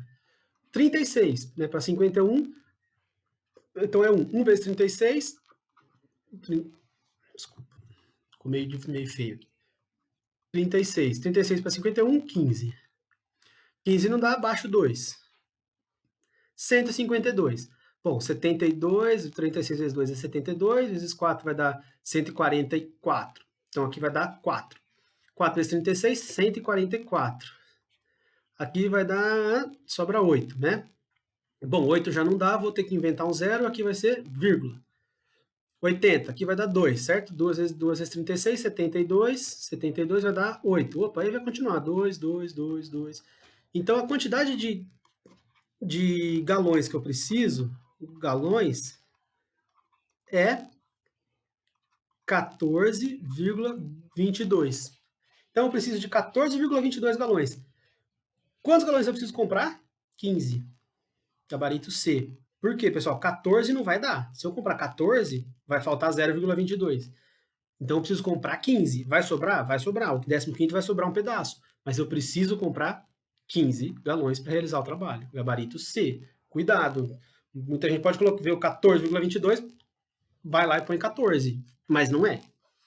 Beleza?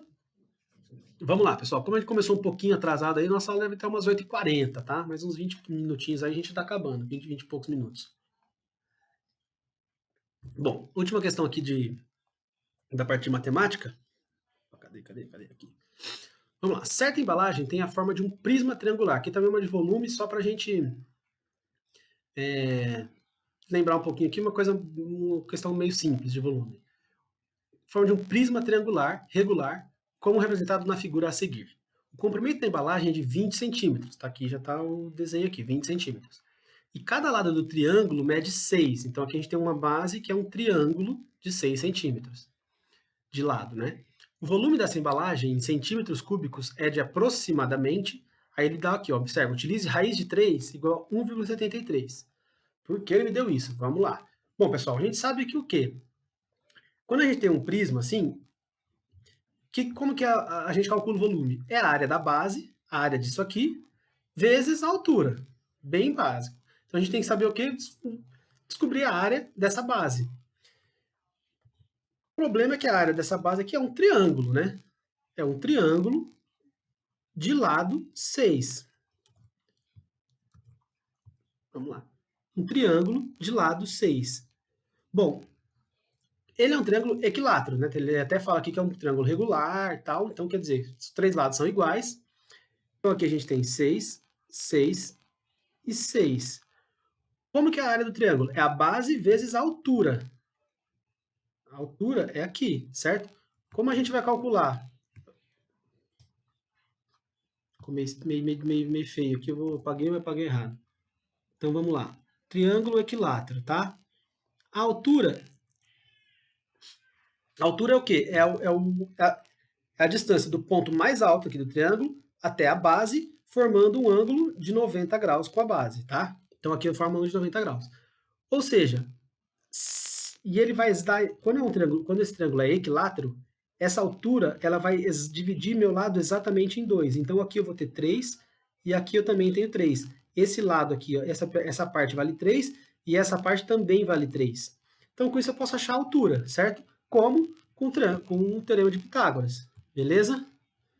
Aqui é a altura. Então, Pitágoras, quem que é a hipotenusa? É o 6.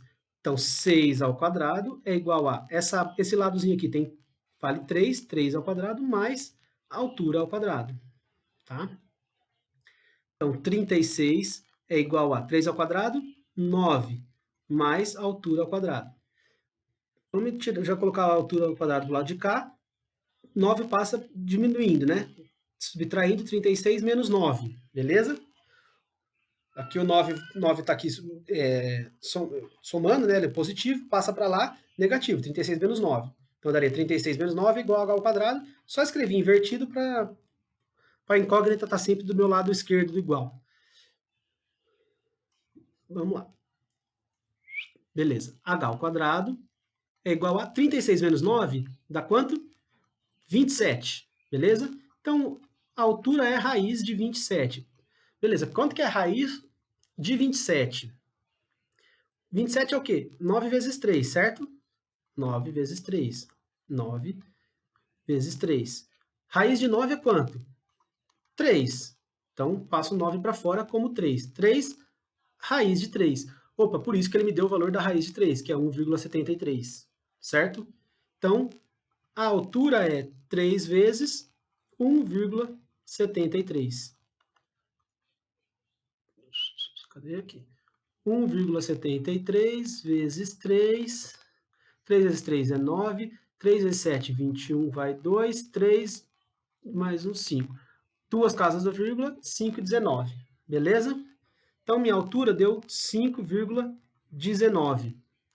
Bom, com a altura do triângulo, eu consigo calcular a área da base. Beleza? A área da base é o quê? A área da base é igual. Meu triângulo, base é 6, a altura é 5,19 dividido por 2. Então, eu tenho que minha área da base é 6 vezes 5,19 sobre 2. Vamos escrever direito aqui, porque 5,19 sobre 2. Corta aqui 1, aqui vai dar 3, né? Então, a área da base é 5,19 vezes 3. Vamos pôr aqui, vamos fazer aqui do lado. 5,19 vezes 3.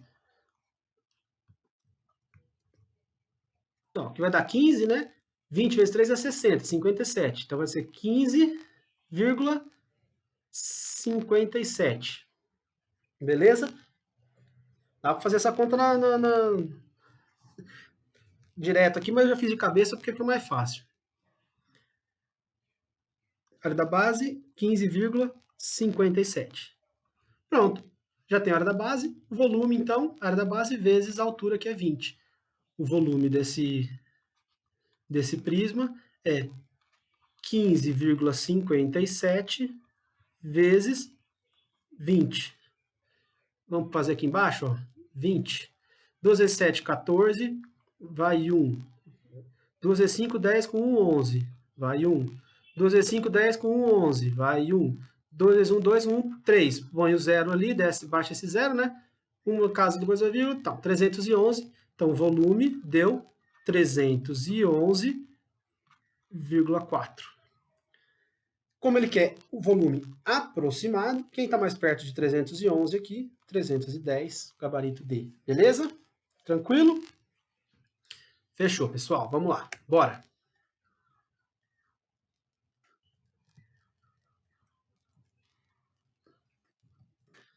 Bora. Terezinha Mello mandou aqui resposta B. Não sei qual foi a questão, que exatamente qual que eu tava, mas não foi B, não. Acho que deve ter sido na 9, né? Não é B, é C. Cuidado. É aquilo que eu tinha falado. Bom, pessoal, vamos lá. Começando então agora aqui as questões de raciocínio lógico propriamente dito, tá? Agora aqui a gente vai ver como vai ser bem mais rápido. Bom, ele fala aqui, considere como verdadeiras as sentenças. Ótimo, então são verdadeiras todas essas sentenças. 1. Pedro é baiano ou Maria é carioca. Aqui a gente tem uma disjunção, o ou. A disjunção, a gente sabe que ela é verdade quando pelo menos uma das duas é verdade. Ou é VV, ou é VF, ou FV. Então pode ser. A gente tem três possibilidades. Então a gente não pode falar nada daqui por enquanto. 2. Uma condicional, né? Se então é uma condicional. Se Maria é carioca, então Sérgio é paulista. Bom, aqui a gente também tem três opções de opções aqui, né, para essa condicional ser verdade. VV, FV ou FF. Só não pode ser VF. A única forma da condicional ser falsa é o VF. E aqui a gente tem uma proposição simples. Sérgio não é paulista. Opa, Sérgio não é paulista é verdade. Isso a gente já sabe. Sérgio não é paulista. Proposição simples. Então isso a gente sabe que é verdade. Vamos partir daqui. Ele quer saber, é verdade concluir que. Aí vamos, então, descobrir tudo que a gente sabe aqui com relação, com base em Sérgio não ser paulista. Então, Sérgio não é paulista é verdade. Onde eu tenho aqui falando sobre Sérgio ser paulista? Ah, só aqui, ó. Sérgio é... Aqui ele fala, Sérgio é paulista. Opa, Sérgio é paulista é falso, certo? Sérgio é paulista é falso, porque aqui a gente sabe que Sérgio não é paulista por causa da 3. Então, se aqui na condicional o consequente, né? Aqui a gente chama de antecedente, o Maria é carioca, e de consequente, o Sérgio é paulista. Beleza? Deixa eu ver se tá tudo certo aqui, porque deu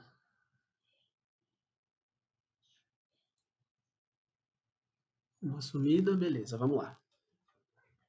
Sérgio é paulista. Então é falso. Na condicional, o único caso, a única forma da condicional ser falsa como um todo, a gente sabe que essa condicional inteira ela é verdadeira, né? A única forma da condicional ser falsa é VF.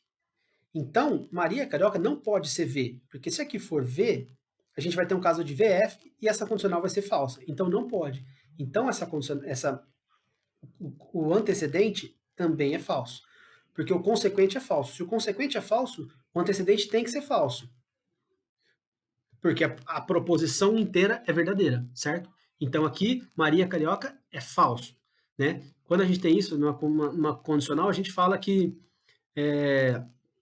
a falsidade vai para trás, né? Por quê? Porque se aqui é falso, aqui também vai ter que ser falso, porque senão a proposição composta toda, a condicional vai ser falsa, e a condicional a gente sabe que ela é verdadeira, porque ele falou aqui, considere como verdadeiras as sentenças, beleza? Vamos para de cima. Maria Carioca é falso, então Maria é carioca. Opa, Maria Carioca aqui é falso. Se essa disjunção, né, o ou é verdadeira, uma das duas tem que ser verdade, ou as duas. Mas como aqui já é falso, então Pedro é baiano é verdade. Então, com certeza aqui Pedro é baiano é verdade, certo? Pronto, agora vamos para as alternativas. Primeira alternativa, opa, Pedro é baiano, fechou.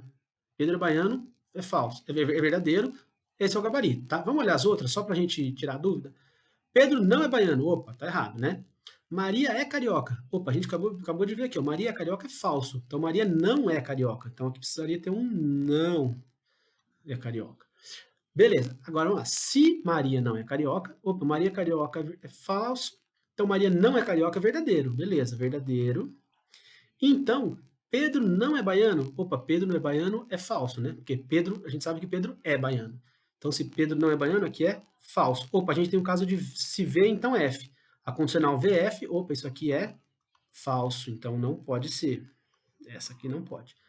Próximo. Se Pedro é baiano, opa, Pedro é baiano, é verdade. Sérgio é paulista. Opa, Sérgio não é paulista.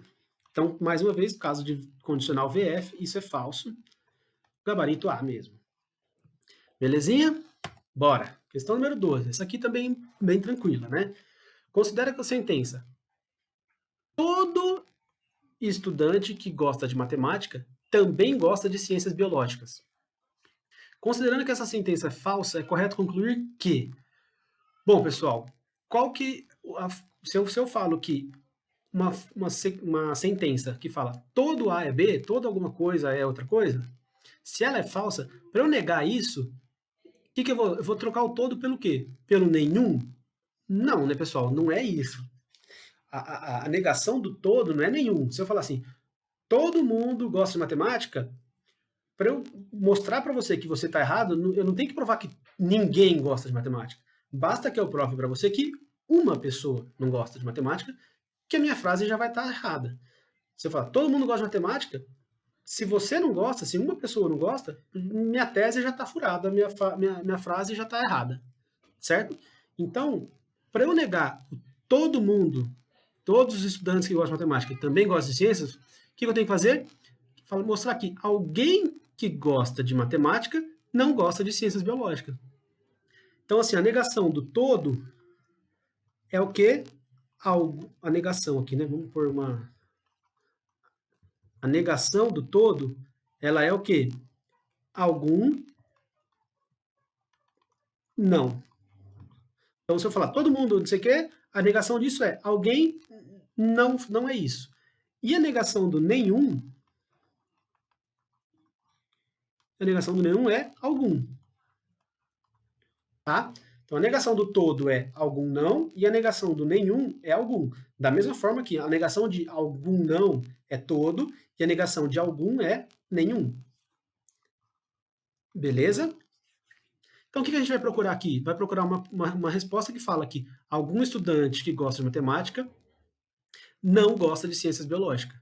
Aqui ele fala que todo estudante que não gosta, não. Nenhum estudante que gosta de matemática também gosta de ciências, isso aqui também está errado.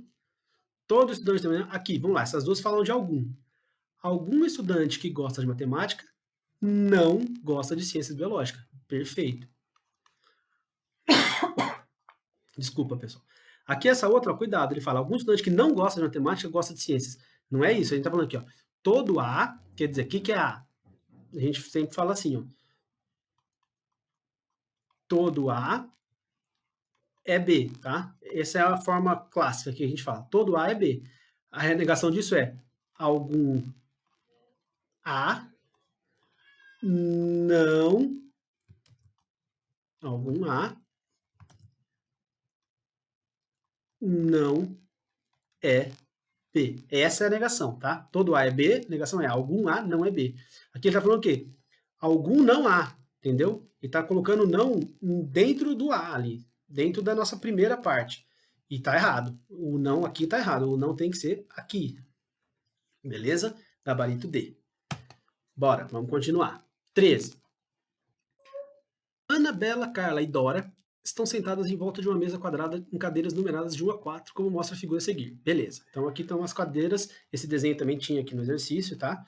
Eu deixei meio desestruturado aqui para não precisar usar duas páginas, tá? Mas a questão mostrava exatamente, falava isso aqui tudo e depois ia para as alternativas que estão aqui, beleza? Então, sabe-se que Ana não está em frente a Bela. Bom, não vamos chutar nada ainda porque depende de números, né? Bela tem Carla à sua esquerda. Bom, também não dá para saber nada ainda. Ana e Dora estão nas cadeiras pares. Opa, beleza. Então, cadeiras pares estão aqui, 2 e 4, certo? Então a gente sabe que aqui é ou a Ana ou a Dora, ou a Ana ou a Dora, e aqui também, ou a Ana ou a Dora, beleza? Ótimo. Agora vamos voltar. Aqui, vamos voltar para a segunda. Bela tem Carla à sua esquerda. Bom, Bela e Carla são as ímpares, certo? Então, se a Bela tem a Carla à sua esquerda, vamos supor que a Bela está aqui. Se a Bela estiver aqui, a Carla vai estar à esquerda dela. Quem que está à esquerda dela? A esquerda dela é essa. A Carla teria que estar aqui. A Carla pode estar aqui? Não, não pode, porque aqui só pode ser ou a Ana ou a Dora. Então aqui está errado, certo? Então não pode ser Bela aqui. A Bela vai estar aqui na 3. Então a Bela está aqui e a Carla está aqui. Fechou? Agora vamos para a primeira. A Ana não está na frente da Bela. Então, se a Ana não está na frente da Bela, a Ana vai estar aqui e aqui vai ser a Dora. Fechou? Vou apagar aqui para não confundir. Então, definimos. É assim que elas estão estruturadas. Aí vem as afirmativas que ele me fala. Bela está na cadeira 3? Bela está na cadeira 3? Cadê aqui? Bela está na cadeira 3? Sim, Bela está na cadeira 3. Verdadeira. A Ana está à direita da Dora? Ela está perguntando se a Ana está à direita da Dora. Então, quem que é a nosso foco aqui é a Dora. A Ana está à direita dela? Oh, meu Deus. Não, a Ana está à esquerda dela. Tá? Gente, vamos se posicionar aqui, ó, de frente para a mesa. A Dora está olhando para a mesa. Então, a Ana está à esquerda dela, certo? Então, a direita, não. É a esquerda, falso. Que seria a esquerda, beleza? Carla está em frente a Dora? Carla está em frente a Dora? Não, quem está em frente a Dora é a B, é a Bela, certo? Então ela está em frente a Dora? Não, a Carla está em frente a Ana, né? A Carla está em frente a Ana, que é falso.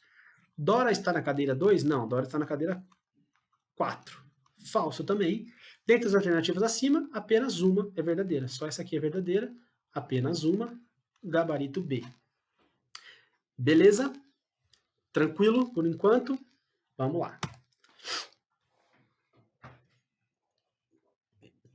Continuando. Questão de verdade e mentira.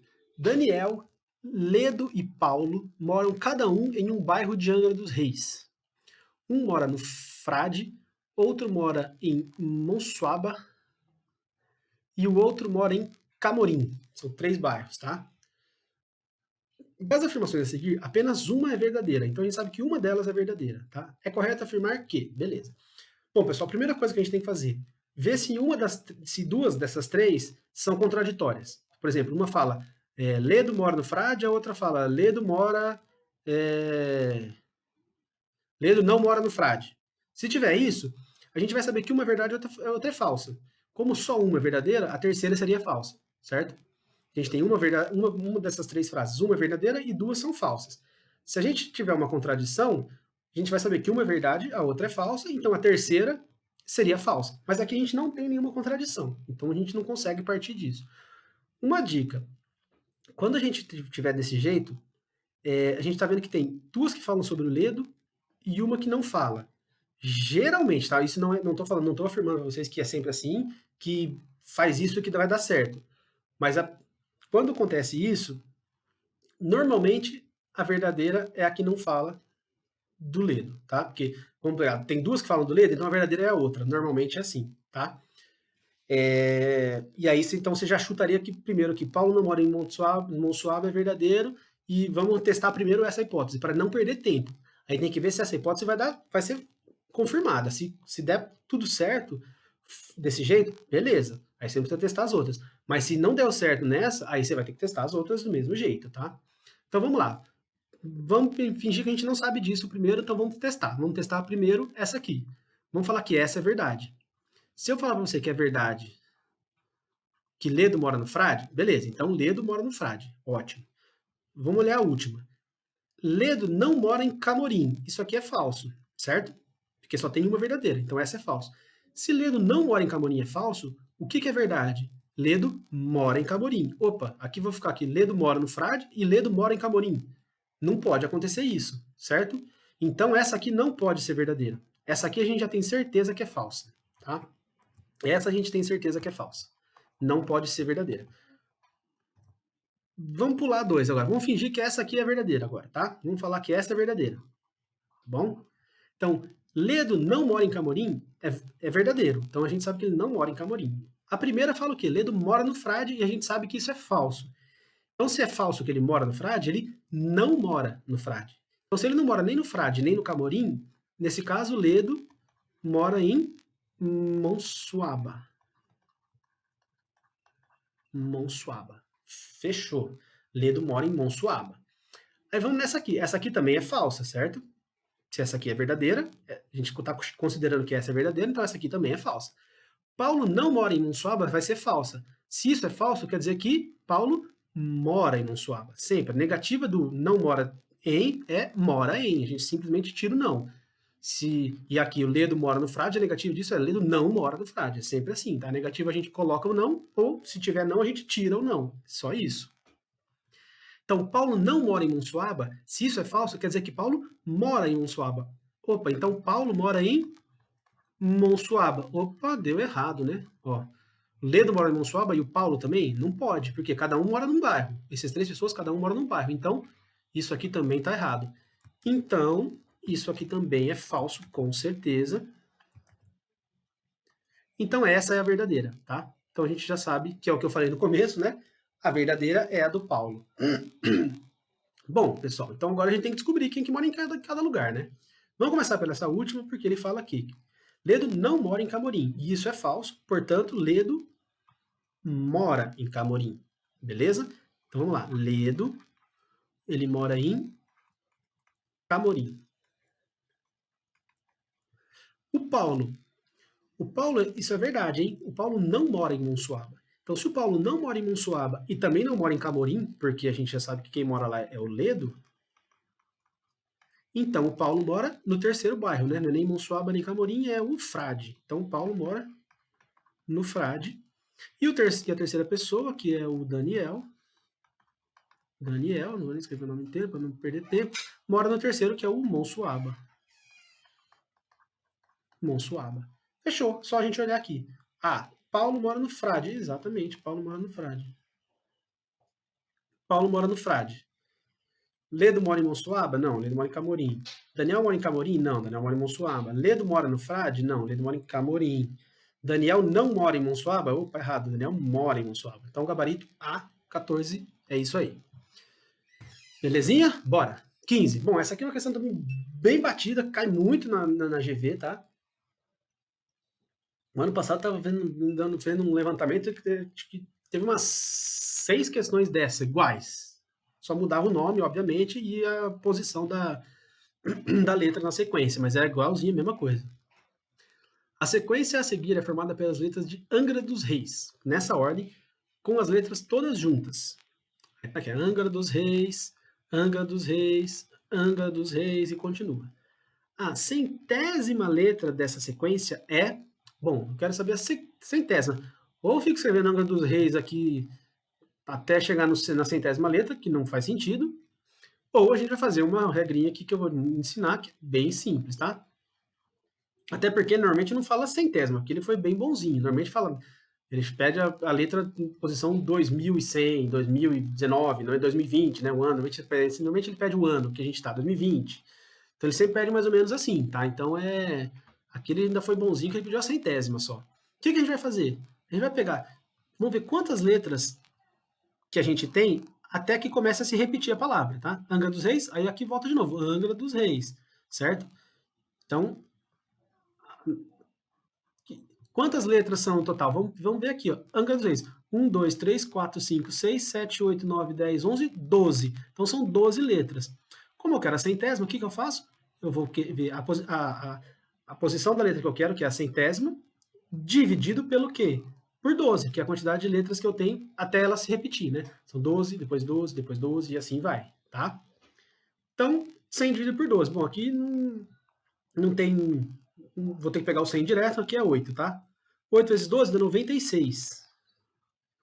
Então aqui vai dar 4. Agora aqui já não daria mais, porque eu teria que colocar um 0, vírgula. Então, é isso. O que significa isso? O que significa o 8?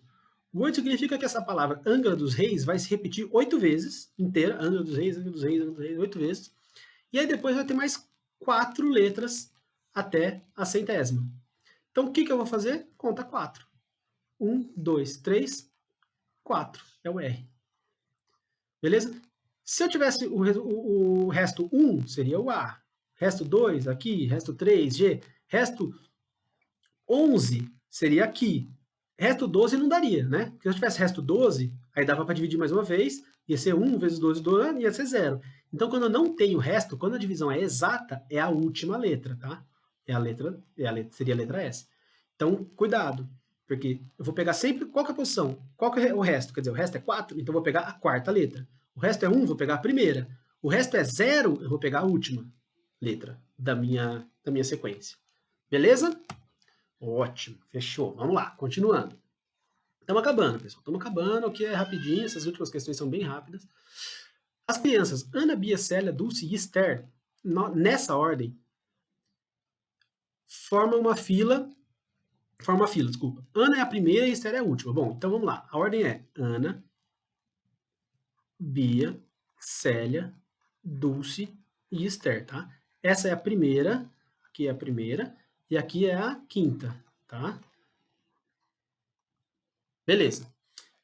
3 alterações em sequência foram feitas na fila. A Ana saiu do seu lugar e foi para entre a Célia e a Dulce. Então a Ana saiu daqui, cadê? A Ana saiu daqui. A Ana saiu daqui e veio para cá. Então como que ficou a minha sequência agora? B, C, A, D e E, beleza? Ótimo.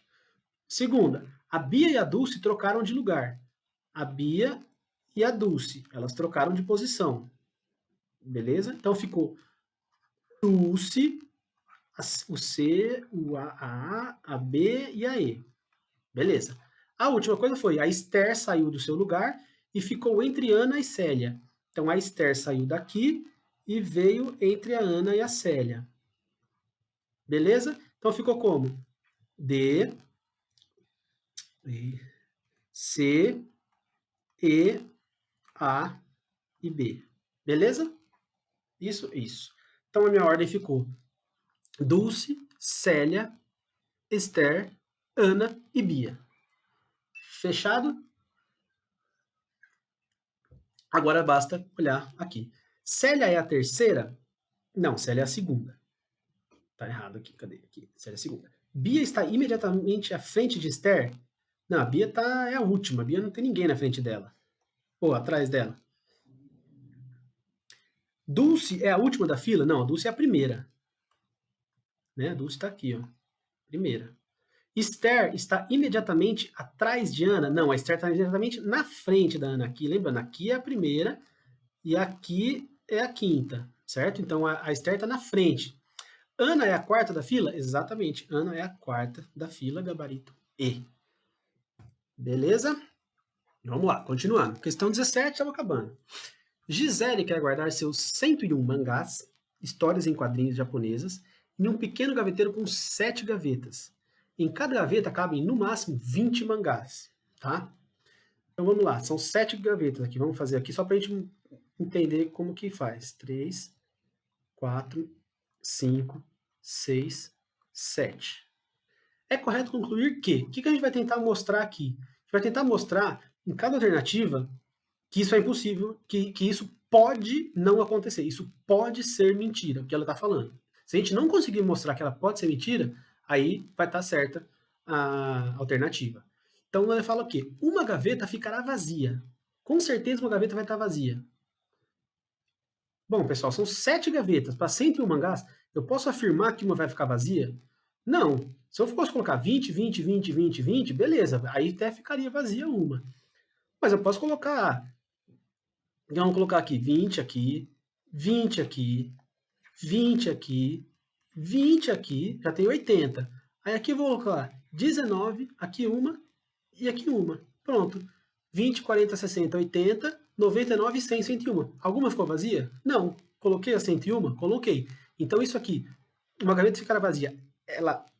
com certeza isso vai acontecer? Não. Eu acabei de mostrar que isso pode não acontecer. Então isso aqui está errado.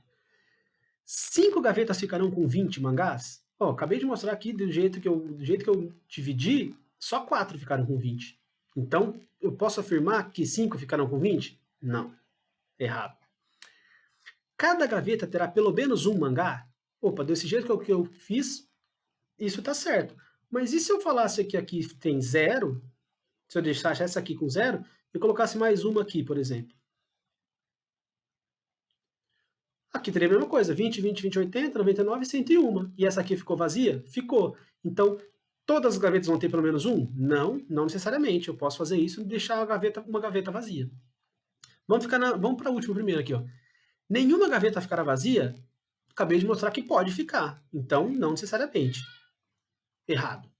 Bom, já sabemos que o gabarito é D, né? Mas vamos olhar, entender, mostrar para você que isso é impossível. O que ele fala? Pelo menos uma gaveta ficará com mais de 14, ou seja, vai ficar com pelo menos 15. Será que isso é possível ficar com todas com no máximo 14? O que a gente vai fazer? Bom, vamos colocar 14 na 7, né? 14, a primeira tem 14, a segunda tem 14, a terceira tem 14, a quarta tem 14, a quinta tem 14, a sexta tem 14 e a sétima tem 14.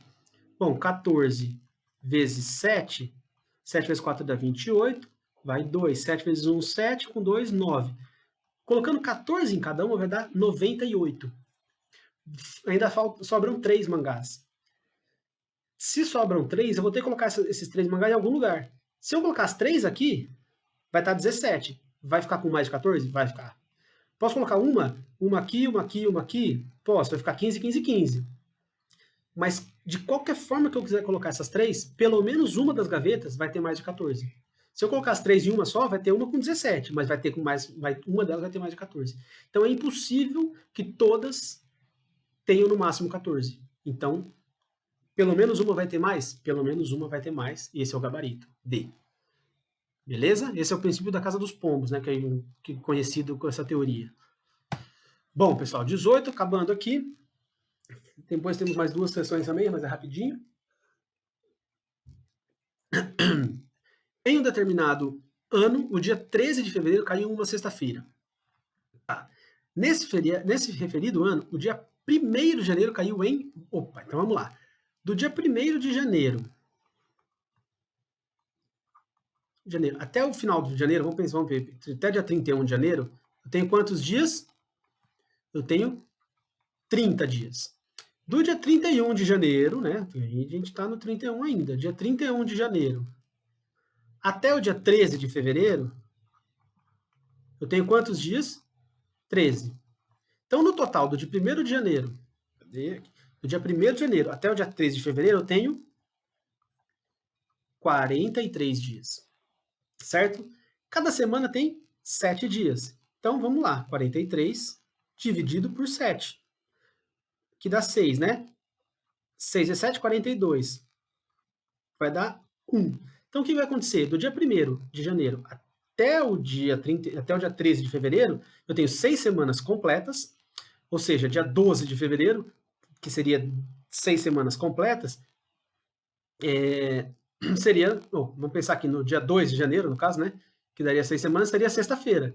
Então, eu vou somar uma, no caso aqui, eu vou voltar um dia, que vai ser a quinta-feira. Por quê? Vamos pensar o contrário. Vamos falar que quinta-feira, dia 1º de janeiro vai ser quinta, tá? 1º de janeiro é quinta. Quinta. Somando 6 semanas, somando 42 dias, vai ser dia 12 de fevereiro. Somando 42 dias, tá? 12 de fevereiro. 12 de fevereiro também vai ser uma quinta, porque eu somei exatamente 6 semanas. Então, o próximo dia, que seria 13, é a sexta-feira, que é o que ele falou aqui. Cadê? Aqui. É a sexta-feira. Dia 13 é a sexta-feira. Então, 43 dias de lá para cá, eu vou ter 6 semanas e um dia a mais. Então, o que eu vou fazer? Desconsidero essas 6 semanas e vou voltar um dia. Porque eu estou indo de trás para frente, então eu volto um dia, tá? Se eu tivesse indo de frente para trás, como eu falei aqui, ó, daqui de frente para de trás para frente, aqui, né, de janeiro para fevereiro, eu vou somar um dia, porque são 43, 6 semanas, mais um. Então, de quinta-feira eu vou para sexta. Como eu estou vindo de fevereiro para janeiro, eu retorno um dia. Então, lá era sexta, aqui vai ser quinta-feira. Gabarito C. Opa. Gabarito C. Beleza, pessoal? Então, minha água já está indo para o fim aqui.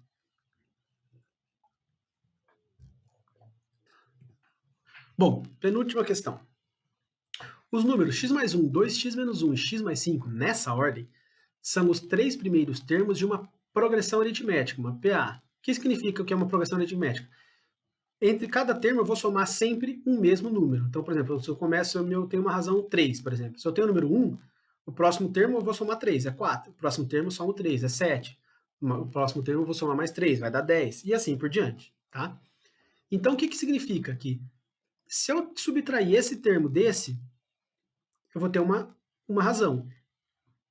Subtraindo esse termo desse, eu tenho o mesmo resultado, certo? Então, a diferença entre o termo 2 e o termo 1 é igual à diferença entre o termo 3 e o termo 2. A diferença entre o termo 4 e o termo 3 é igual à diferença entre o termo 5 e o termo 4. E assim sucessivamente. Então, o que eu vou fazer aqui? Isso menos isso é igual a isso menos isso. Simplesmente isso. X mais 5 menos... Opa, aqui, cuidado, hein? O menos é o termo inteiro. 2x menos 1. 2x menos 1. Isso é igual a 2x menos 1 menos o termo todo, que é o primeiro termo, que é x mais 1. Beleza? Então, aqui, x mais 5, aqui o menos 2x, né? O menos aqui eu multiplico todo mundo que está lá dentro. Vai ficar menos 2x. O menos com menos 1 aqui vai dar mais 1. Isso é igual a 2x, menos 1, menos 1. Aqui também, menos x, e aqui o menos 1, né? Menos com mais, menos 1. Então, vou jogar tudo que é x para um lado e tudo que não é x para o outro. Então, aqui eu fico com x, o menos 2x já está aqui, fica aqui. Esse 2x passo para cá como menos 2x. Esse menos x eu passo para lá como mais x. Aqui eu tenho menos 1, menos 1. Aí quem tem aqui sem x? Aqui tem um mais 5. Passa para o lado de lá como menos 5. E aqui eu tenho mais 1. Passa para lá como menos 1. Beleza? Soma todo mundo aqui. Menos 2x com menos 2x dá menos 4x. Com x e x vai dar menos 2x, certo? Então aqui, vamos só para lembrar. X menos 2x vai dar menos x. Menos x com menos 2x, menos 3x. Menos 3x mais x, menos 2x, tá? Aqui, menos 1, menos 1, menos 5, então 5, 6, 7, 8. Menos 8. X é igual a... Aqui eu vou passar o menos 2 dividindo, né? Tenho menos 8, passo dividindo o menos 2. O x é igual a 4. Fechou? O x vale 4. Pronto, agora basta eu descobrir cada um dos termos. Esse primeiro termo, 4 mais 1, é 5. Segundo termo, 2x, opa, 2 vezes 4, 8. 8 menos 1, 7. E o último termo, x aqui é 4, né? 4 mais 5, 9. Então, tem uma PA de razão 2. Quer dizer, cada termo eu vou somar 2. Aqui eu tenho mais 2. Aqui eu tenho mais 2. 3 termos. Eu quero o quarto. Quem que é o meu quarto termo? Eu vou somar 2, 11. Beleza? Gabarito A. Fechou? Última questão para a gente acabar. Questão bem batida também, questão mais simples. Tudo toda prova cai uma dessa, que é de negação e equivalência de proposições compostas, tá? Então, considere a sentença a seguir. Se nasci em Rondônia ou Roraima, esse aqui é o meu antecedente, nasci em Rondônia ou Roraima.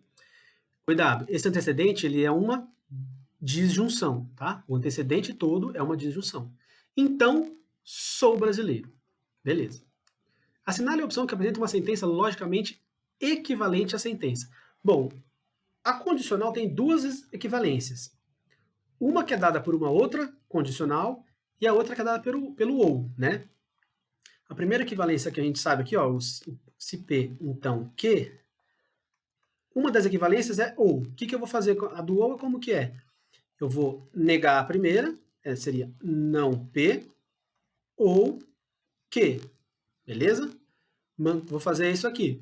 Nego a primeira ou mantenho a segunda, né? Essa é uma das equivalências. Só que a gente pode perceber que todas as alternativas aqui são condicionais. Se tal, tal, então tal, tal, se tananã, então nananã, se nananã.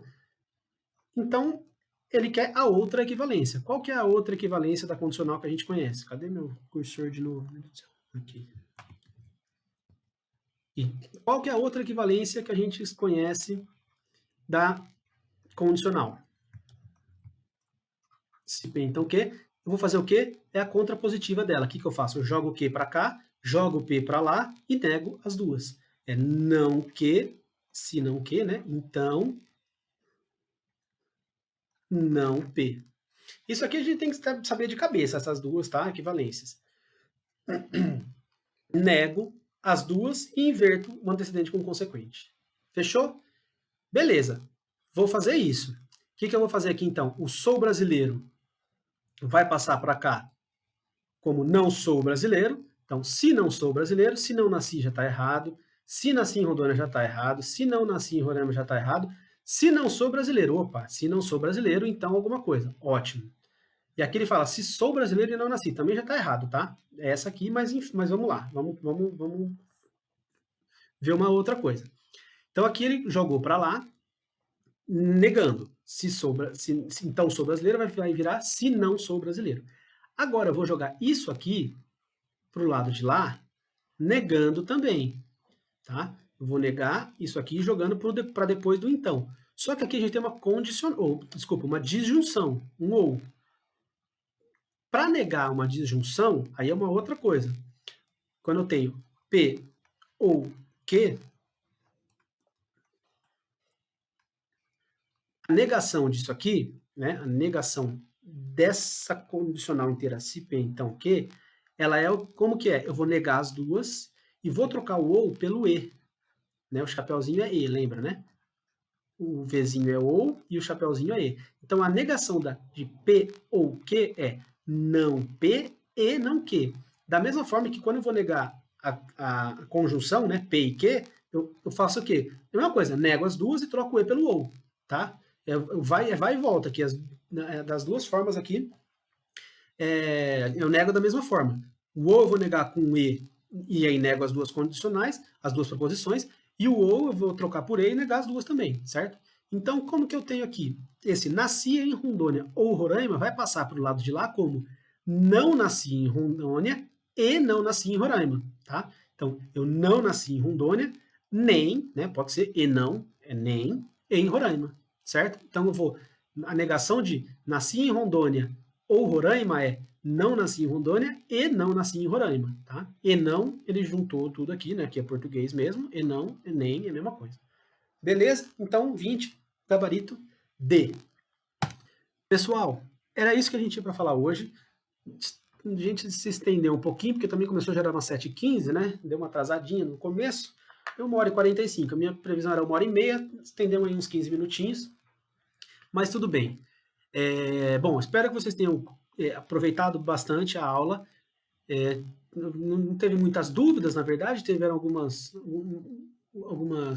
mensagens aqui no YouTube, mas eu consegui dar um salve para todo mundo, dei um alô para o pessoal que estava conversando. Espero que tenha sido proveitoso essa nossa noite. Tem aqui o Instagram, quem quiser fazer algum tipo de pergunta, algum tipo de comentário, qualquer reclamação sobre alguma aula, alguma coisa, tiver alguma dúvida, o que precisar, o que for, alguma dúvida sobre concurso, sobre preparação, qualquer coisa, só chamar lá no Instagram, pode trocar uma ideia, sem problema nenhum, beleza? E vamos aproveitar esse tempinho aí de quarentena, todo mundo em casa, e quando tiver um tempo bom assim para estudar, e vamos aproveitar. Sei que ficar em casa às vezes, principalmente ninguém tem filho, às vezes complica, às vezes tem muita coisa para fazer, mas dá tempo da gente aproveitar aí esse tempo para dar uma bela de uma estudada e correr atrás do prejuízo. Beleza? Bom, pessoal, obrigado, valeu por tudo aí e boa noite para todo mundo. Um abraço.